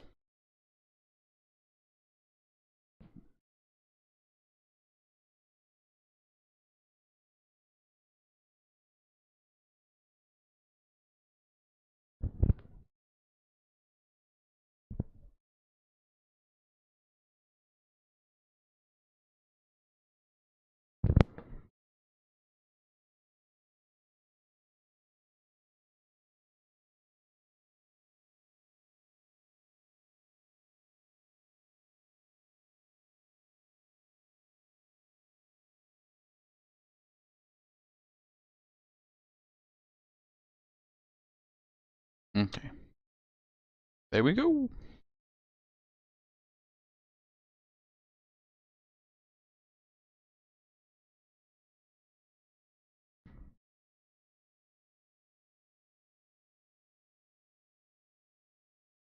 Okay. I think he looks phenomenal. And since I got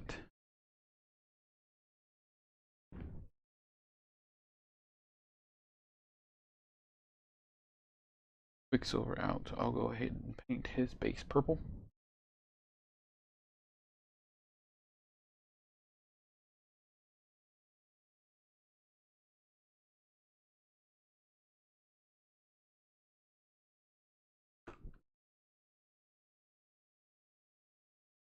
Already broke him once. Pop that spell hand right off.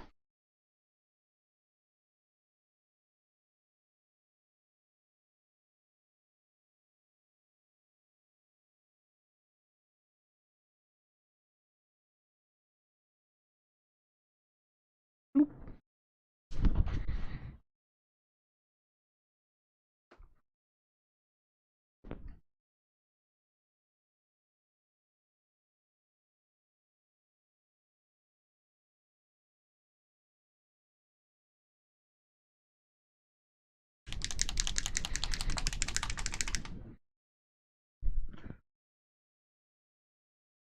Oop. Oh, I'm really excited. I was reading an article today about Ghostbusters Frozen Empire and how they're actually giving Janine a proton pack in this one so that she's going to be more like her, the real Ghostbusters character who helps them out when times are real tough. I think that's fantastic. I think that they're giving all of these actors a second chance, a third chance, really, fourth chance, to bring their characters back to life and to reignite a franchise that could go on and on and on, right? Like,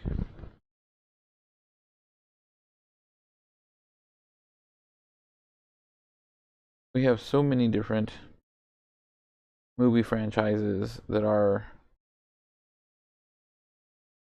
remaking or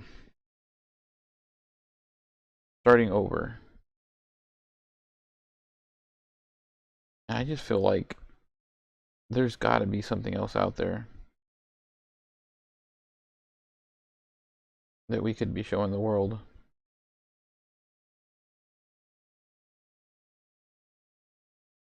And like kids nowadays know who the Ghostbusters are. Why wouldn't we try and promote them?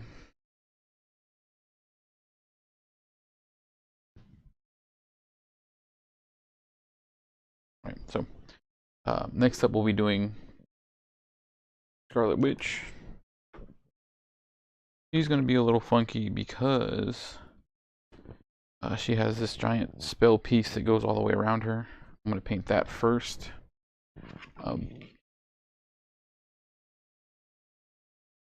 We're going to go with her studio colors. So I'm going to do a pink or magenta for her. What I would consider fleshy bits.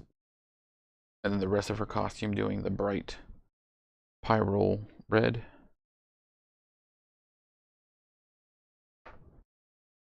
But I'm going to start by painting her magic.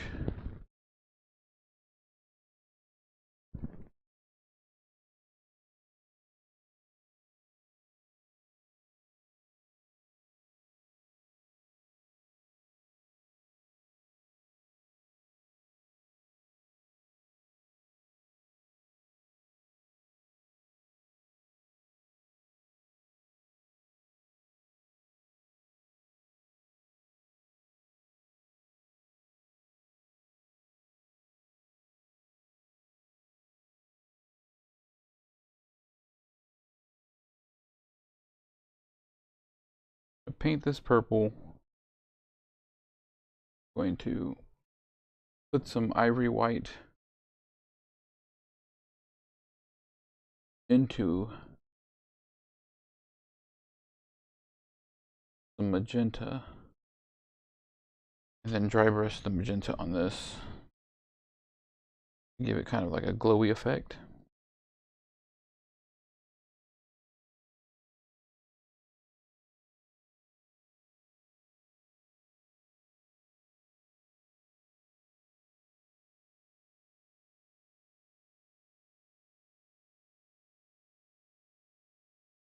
So bright warm gray goes away.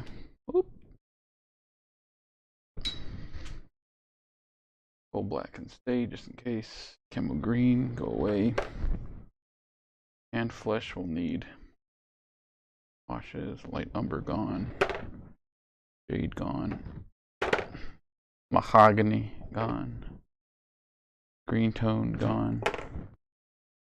Magenta stays. Gold pyrrole red stays. Where's that? Burnt red. Blues can get out of here.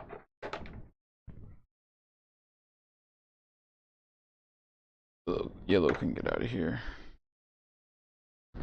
Contrast out. Clear my area real quick. Purple can stay.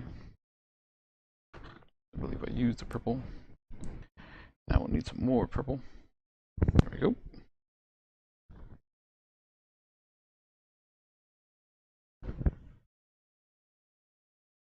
We continue the paint.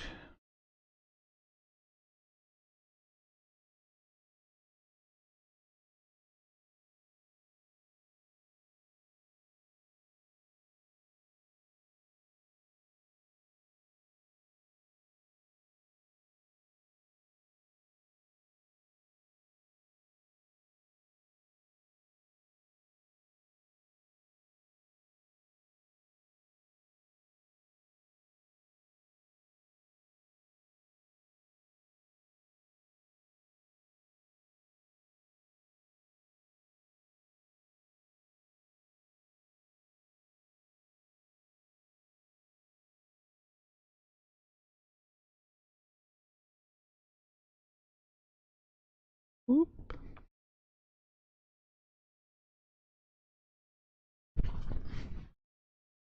Oof.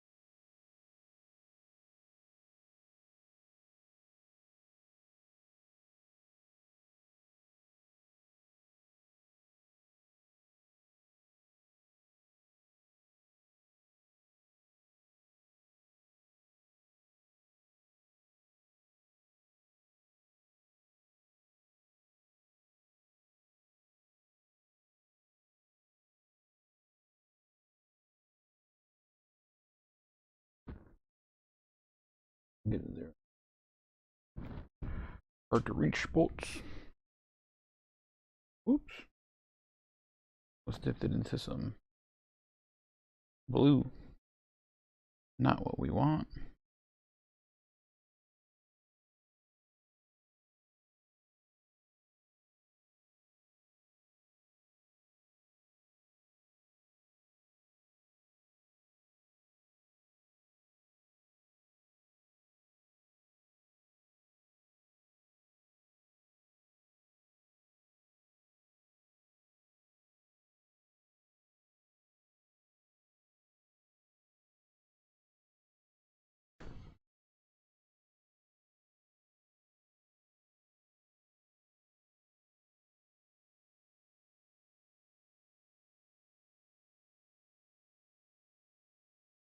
Whoop. That back on the base.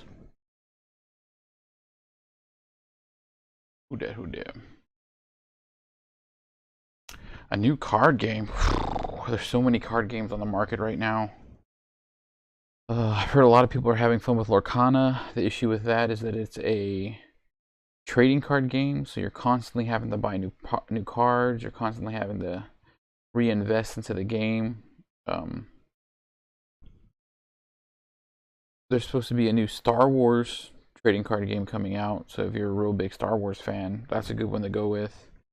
If you're looking for something that you don't have to buy like every year, or like restart your entire collection every year, like a TCG, I highly recommend a living card game. So right now we're playing Marvel Champions. You see me post about that on my Facebook page often.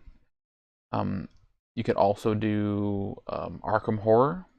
Arkham Horror is a great living card game where you buy the core set, and then you can, now they've made it to where you can just buy the investigators, or you can just buy the campaign. So if you only want certain things, you buy certain things.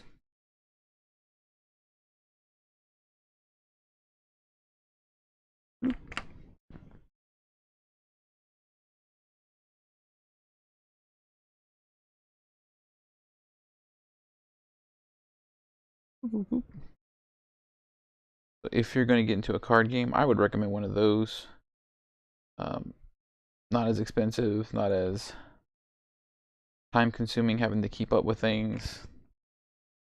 You don't have to worry about your cards getting banned. Playing in limited formats. And they're all co-op, right? Like I'm not big on competitive play anymore. It used to be when I was younger, but now I just want to have fun with other people.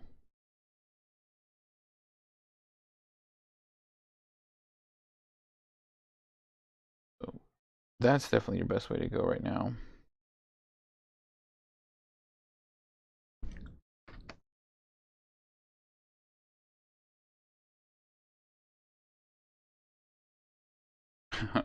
The Lord of the Rings LCG is not my favorite LCG.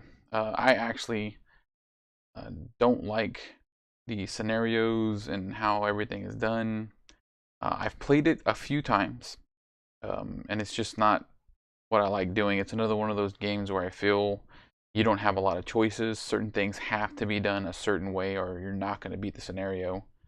And I would just prefer a lot more creative freedom when playing a game.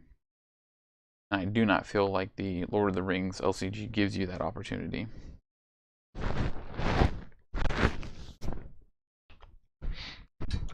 Okay, now we are going to take a magenta.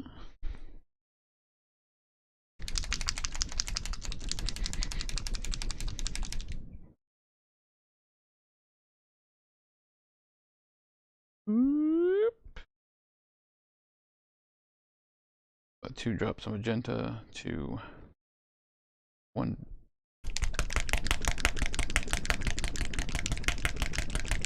drop of ivory. So this is off-white.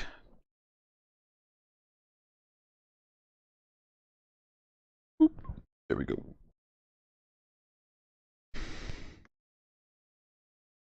We're going to take our dry brush and mix this together.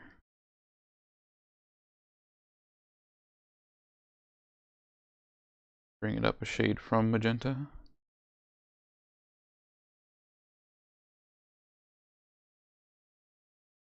We should not have done that with my dry brush, but that's okay.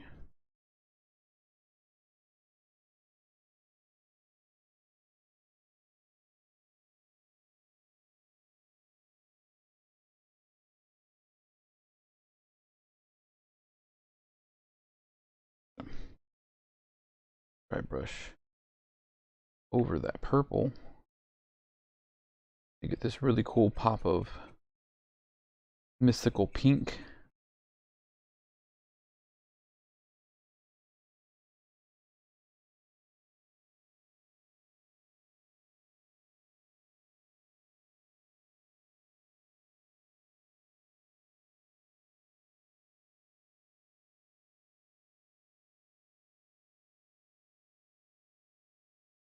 Bloop, bloop.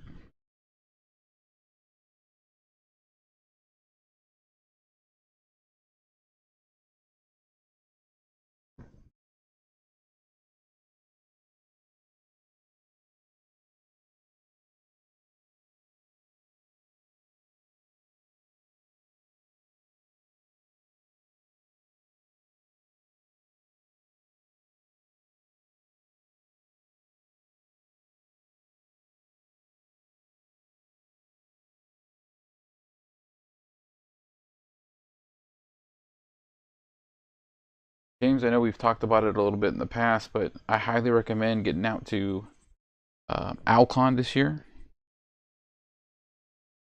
They're back. They're better than ever. They've got a lot of different games.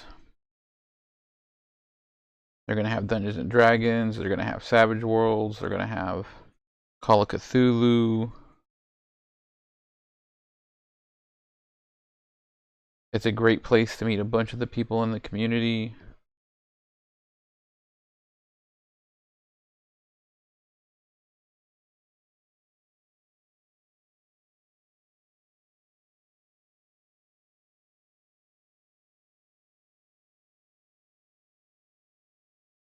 You could go to like a midnight LARP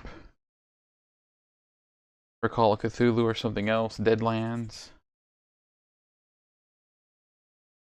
Make some really good connections with people out there.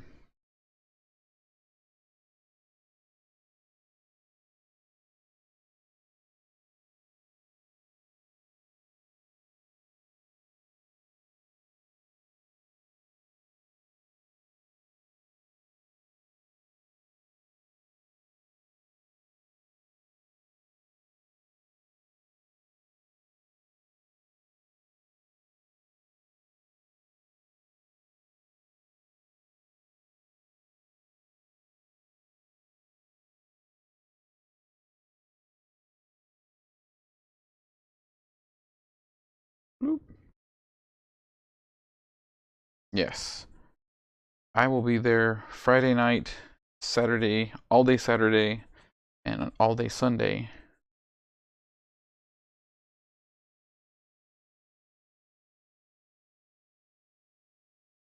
I am very excited about it this year.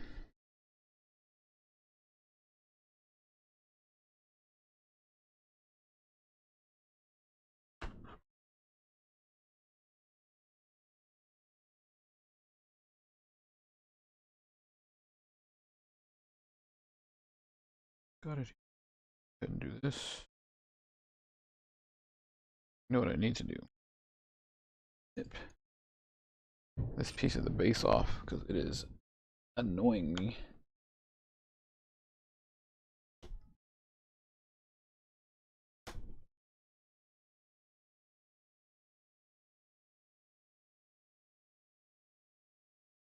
Boop, there we go.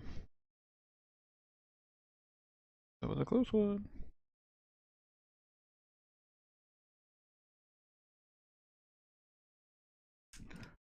Place the blade. All right, so now again we're going to go back to our stock. So I'm going to paint her boots pyrrole red, and then I'm going to paint her other parts magenta.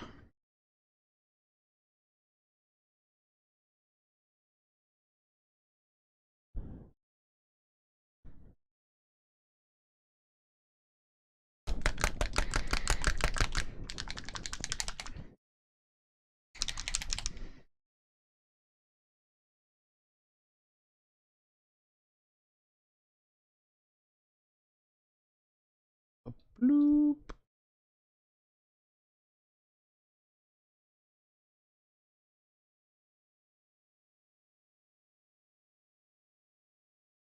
All right, let me check and see if music is still going. I've been streaming for almost 3 hours, so I think I need to reset it. Bloop. There we go. Editor. Bloop. A little bit more.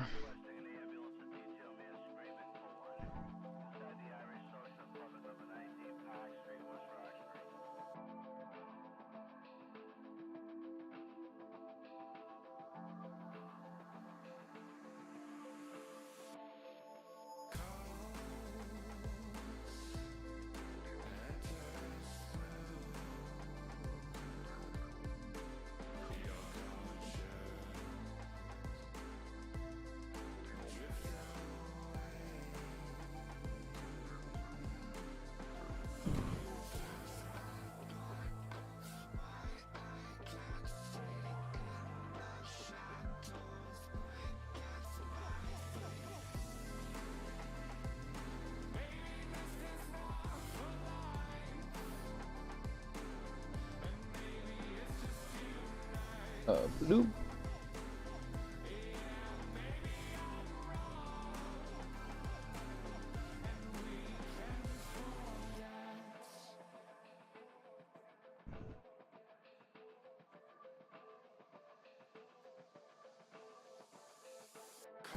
All right.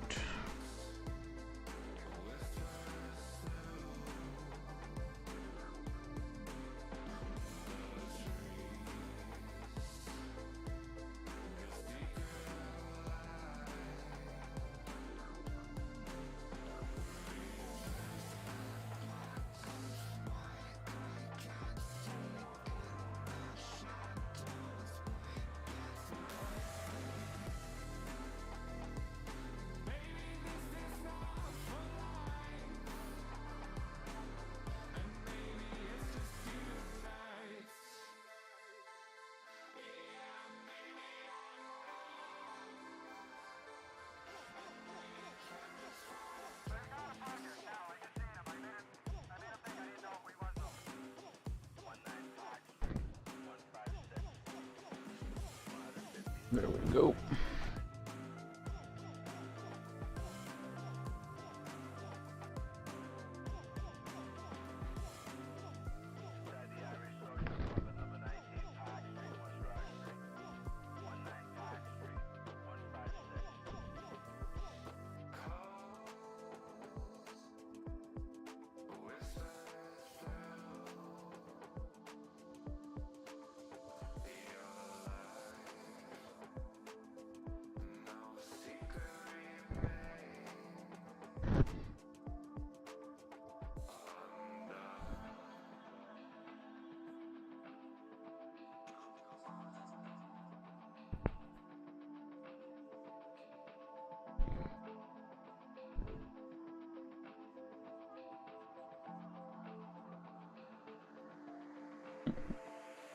So covered in pinks and purples that I feel like I'm painting My Little Ponies.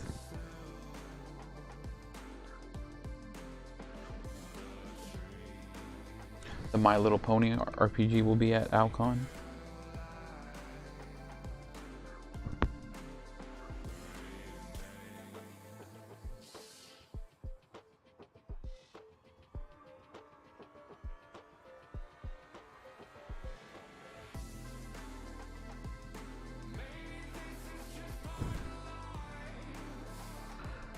Okie dokie.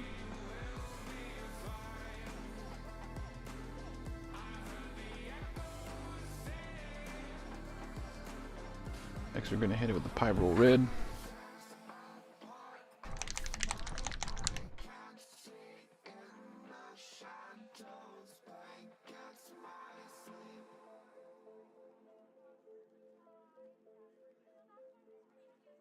I'm going to start with the big brush and then I'll probably have to roll into the fine detail.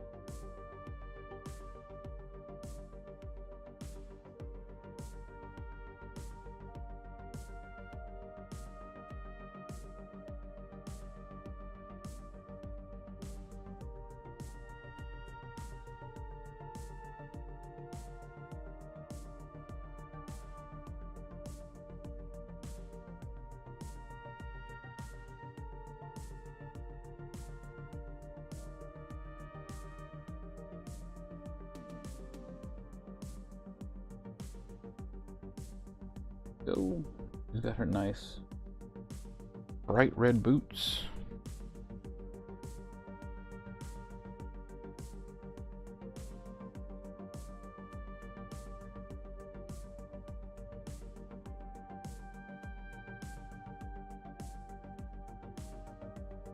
Now for these next parts, I'm actually going to use the fine detail brush.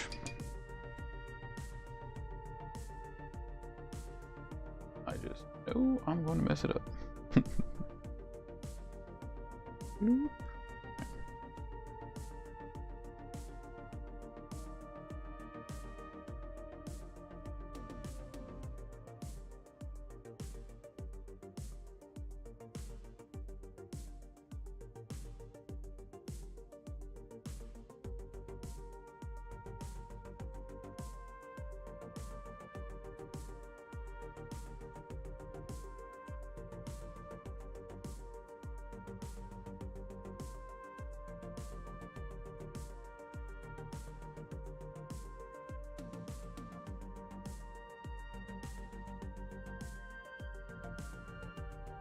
Go.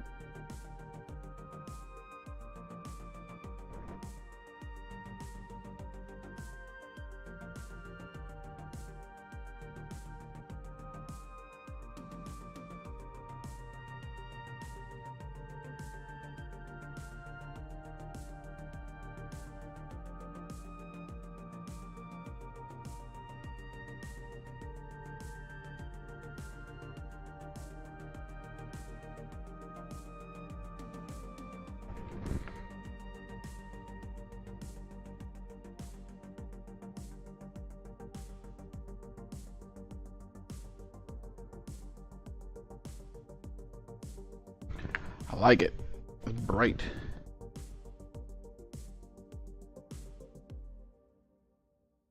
Super red.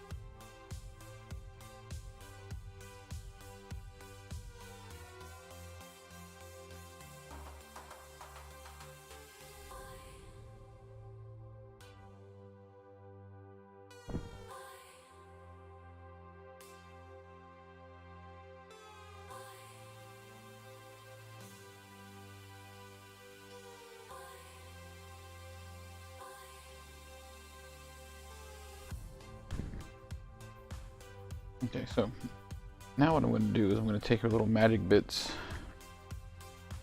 and move them because they're blocking her hands and her cape.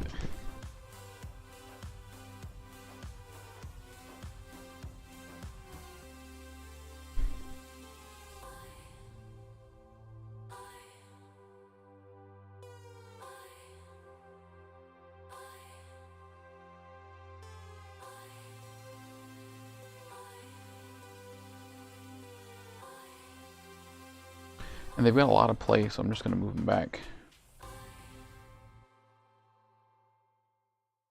Paint around them.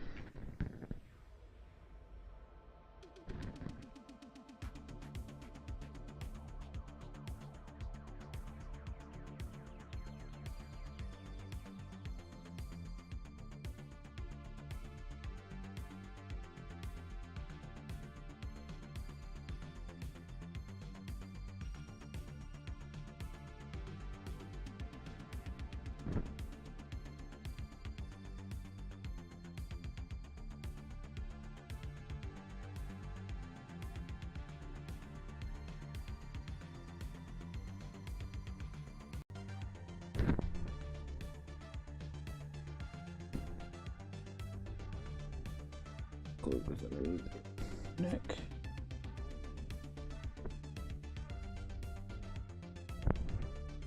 So the back of her cloak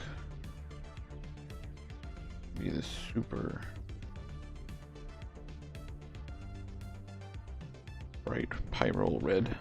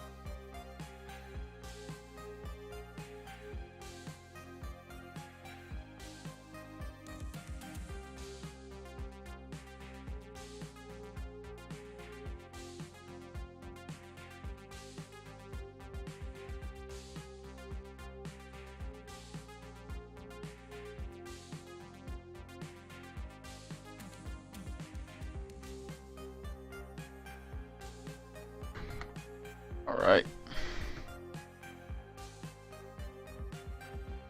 I'm going to do a second coat of that Pyro Red over the black on her cape. I really want that to stand out. For right now, I'm going to use the Burnt Red on the bottom of the cape. Once again, give it some contrast. There we go.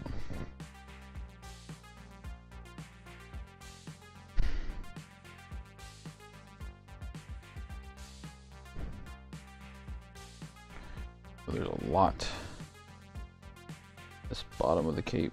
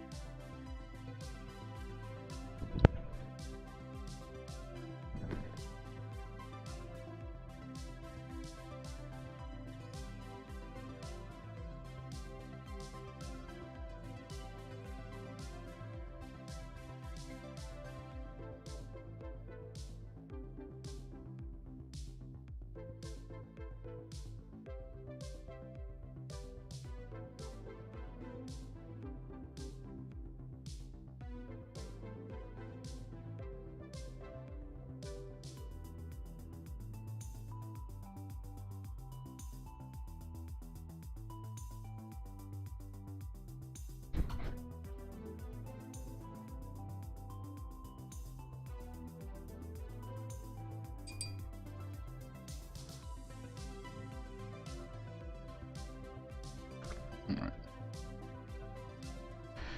And after looking at her, I actually don't like the magenta, so I'm going to bump it up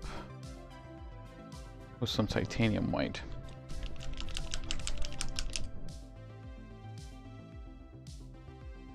One, two, there we go. Three. Oh, three. We can correct it from there if we need.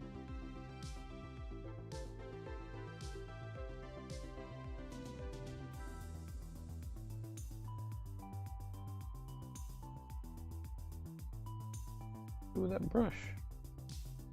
This is my precise hobby brush. I need to leave it over here for fine detail. Here it is. Oop.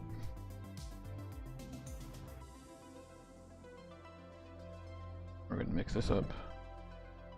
That should be a much lighter pink.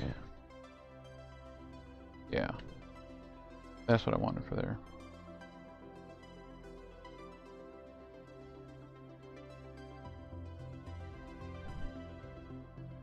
That's a distinguishable difference.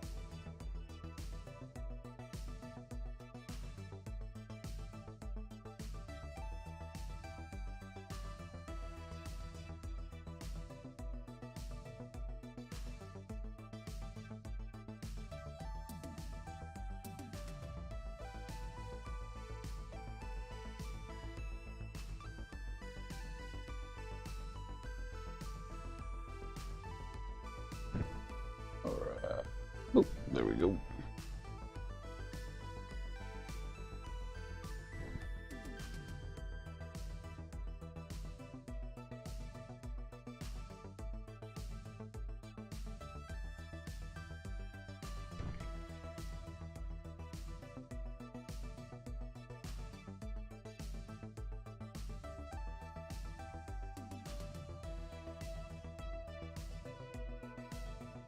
Needs to fix some stuff anyway.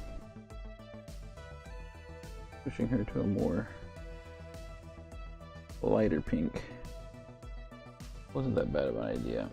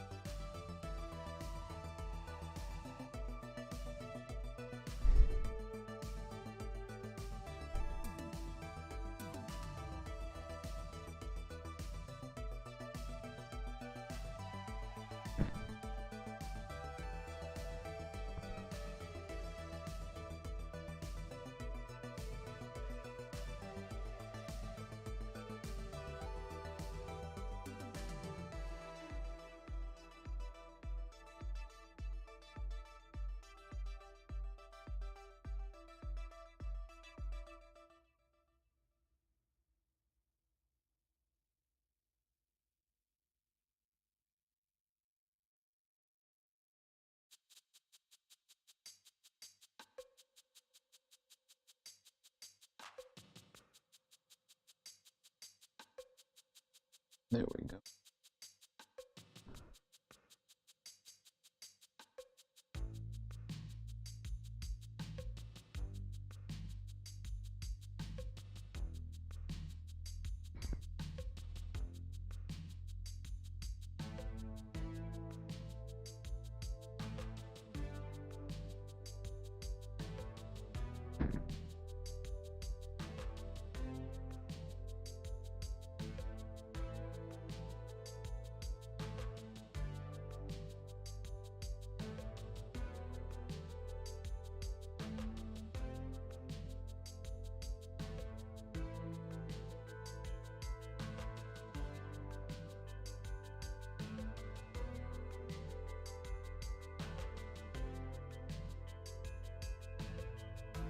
There we go.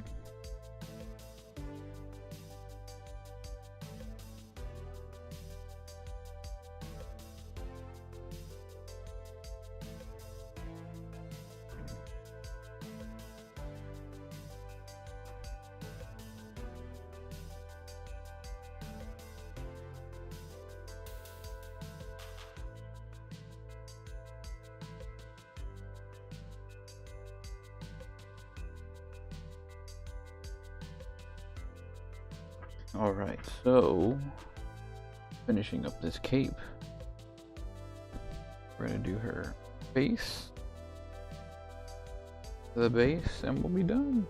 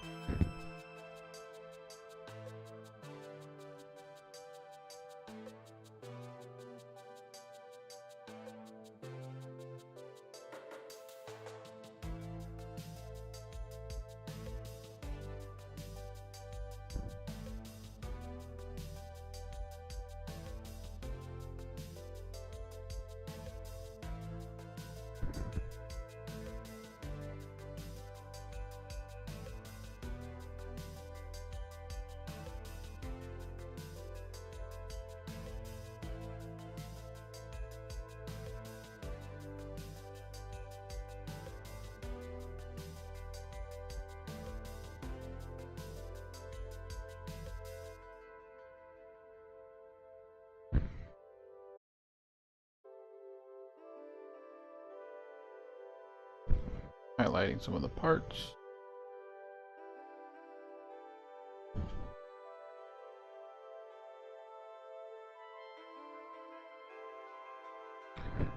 Making her face mask.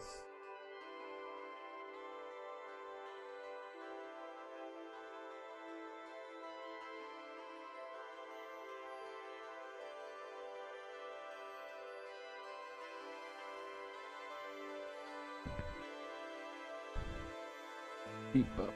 Ooh.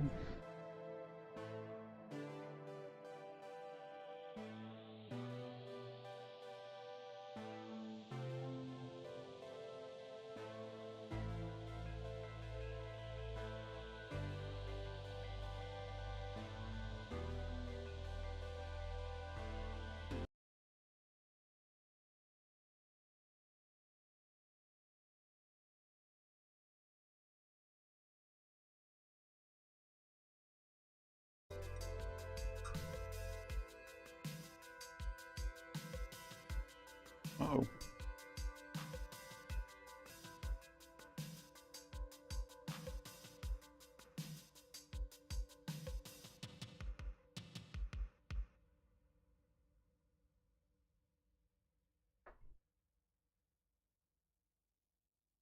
Let me double check and make sure that I'm back.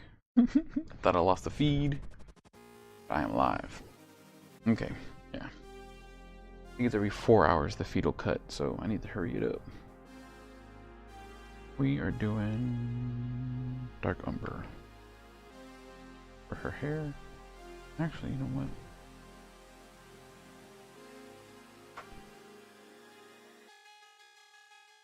A light umber will be fine.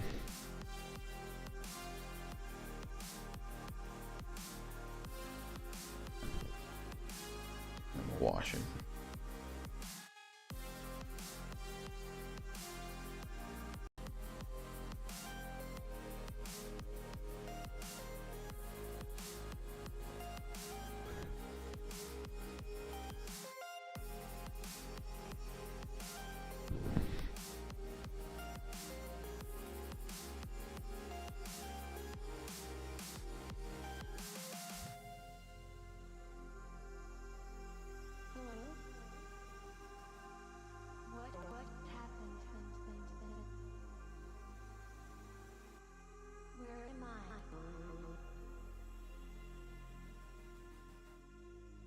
Am I alive yet?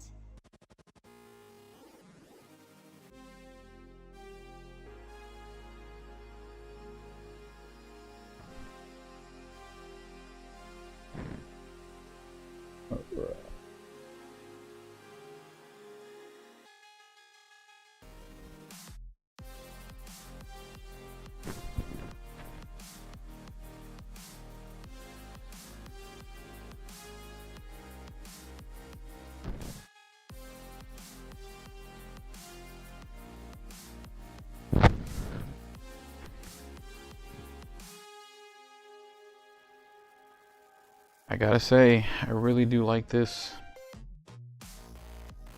Army Painter Precise Detail Brush. It is helping me out a lot. Right.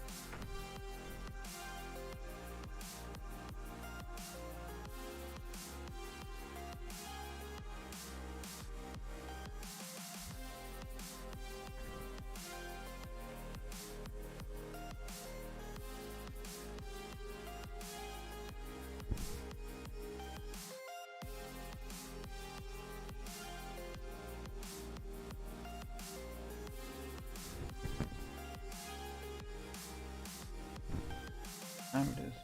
Woo! 1 o'clock in the morning.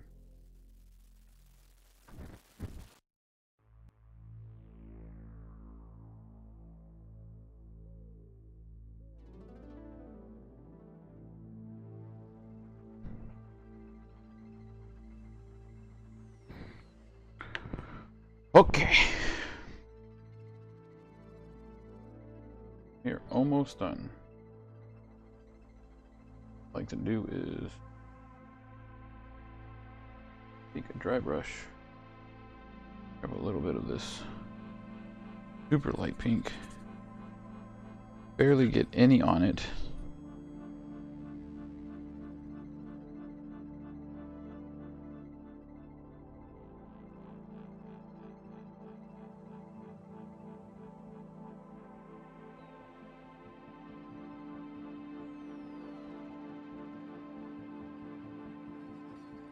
Dry brush that.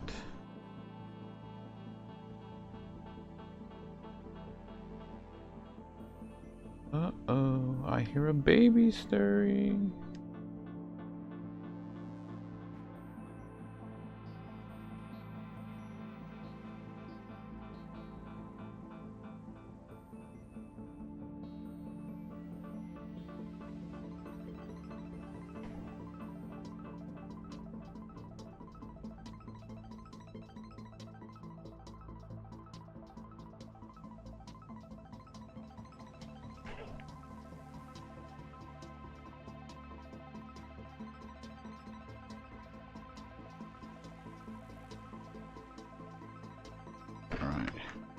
We're gonna give that 1 second to dry.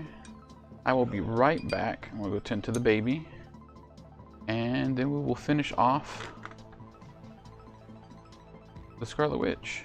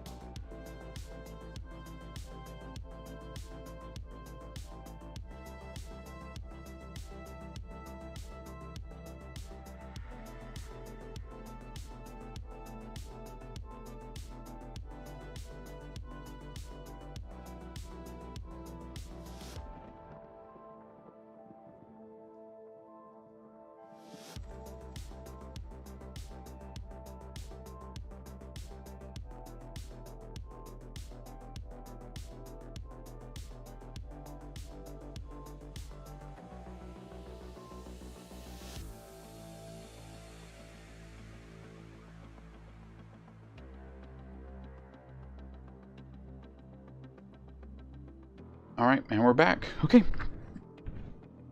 So we are dry brushing.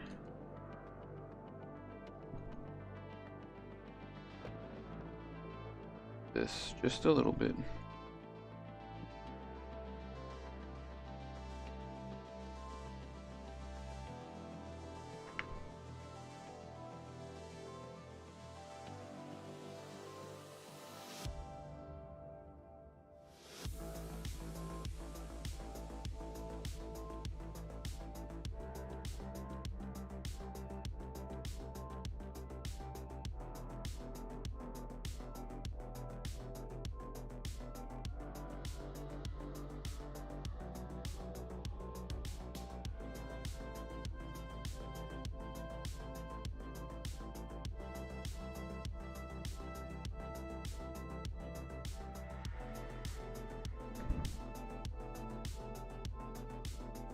I'm going to put some brown wash in her hair.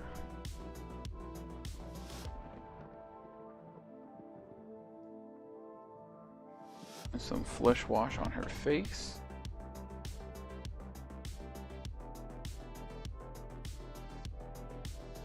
Go. Some shadow wash on her base.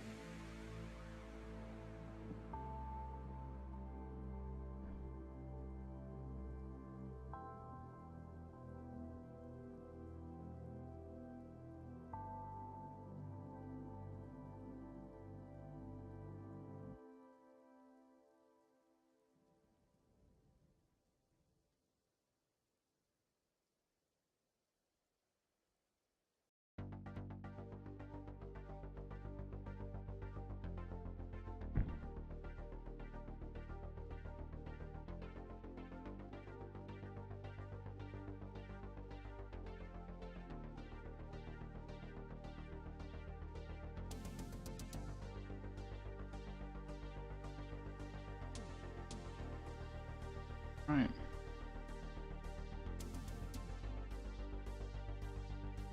Do some shadow wash on her base.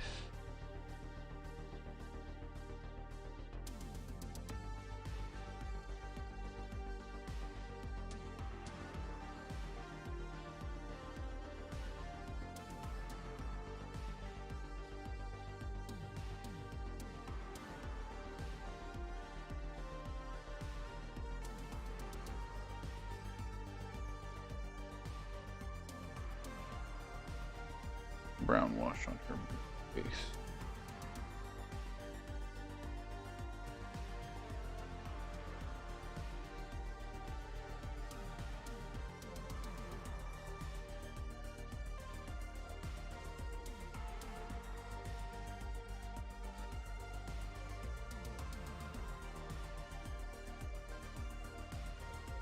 A boop.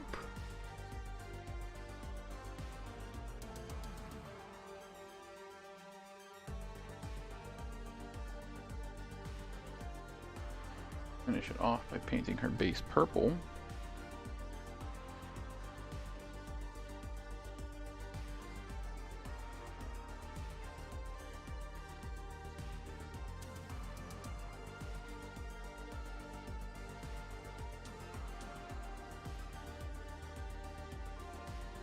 Purple. A little bit more.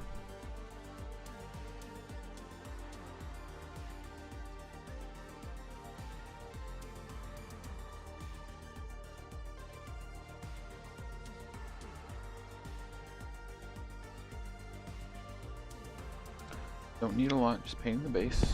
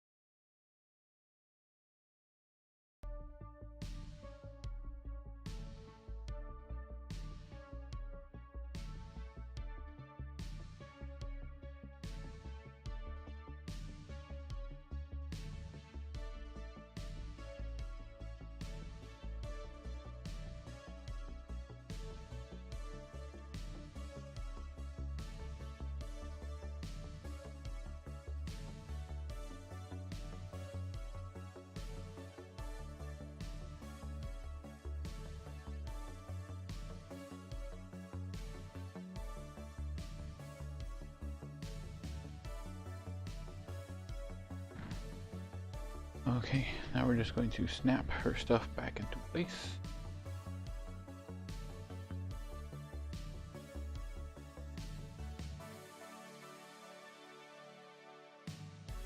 That hand. And Scarlet Witch is done.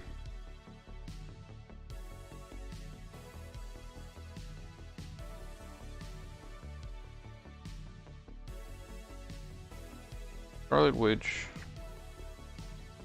Quicksilver,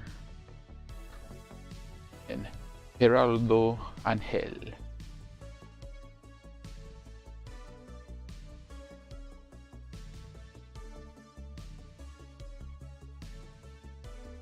All right. I say that was a good night. 3 models, 3 hours. I took a couple breaks, so. I want to thank everybody for watching the stream, saying hi, liking it, sharing it. All of that helps me get exposure. All of that helps me boost my signal so that more people can see what I'm doing, and then they try it themselves. That's what I want. Is I want more people to get engaged with the gaming community and have fun. Because it's really simple and it's a lot of fun. I will be back maybe tomorrow night. If not tomorrow night, then Thursday night for sure. I am getting a little tired and I need to take a break. But I am going to head to bed. I want to thank everybody for watching, for having a good time with me, for watching me paint my miniatures and just hang out. All right, I love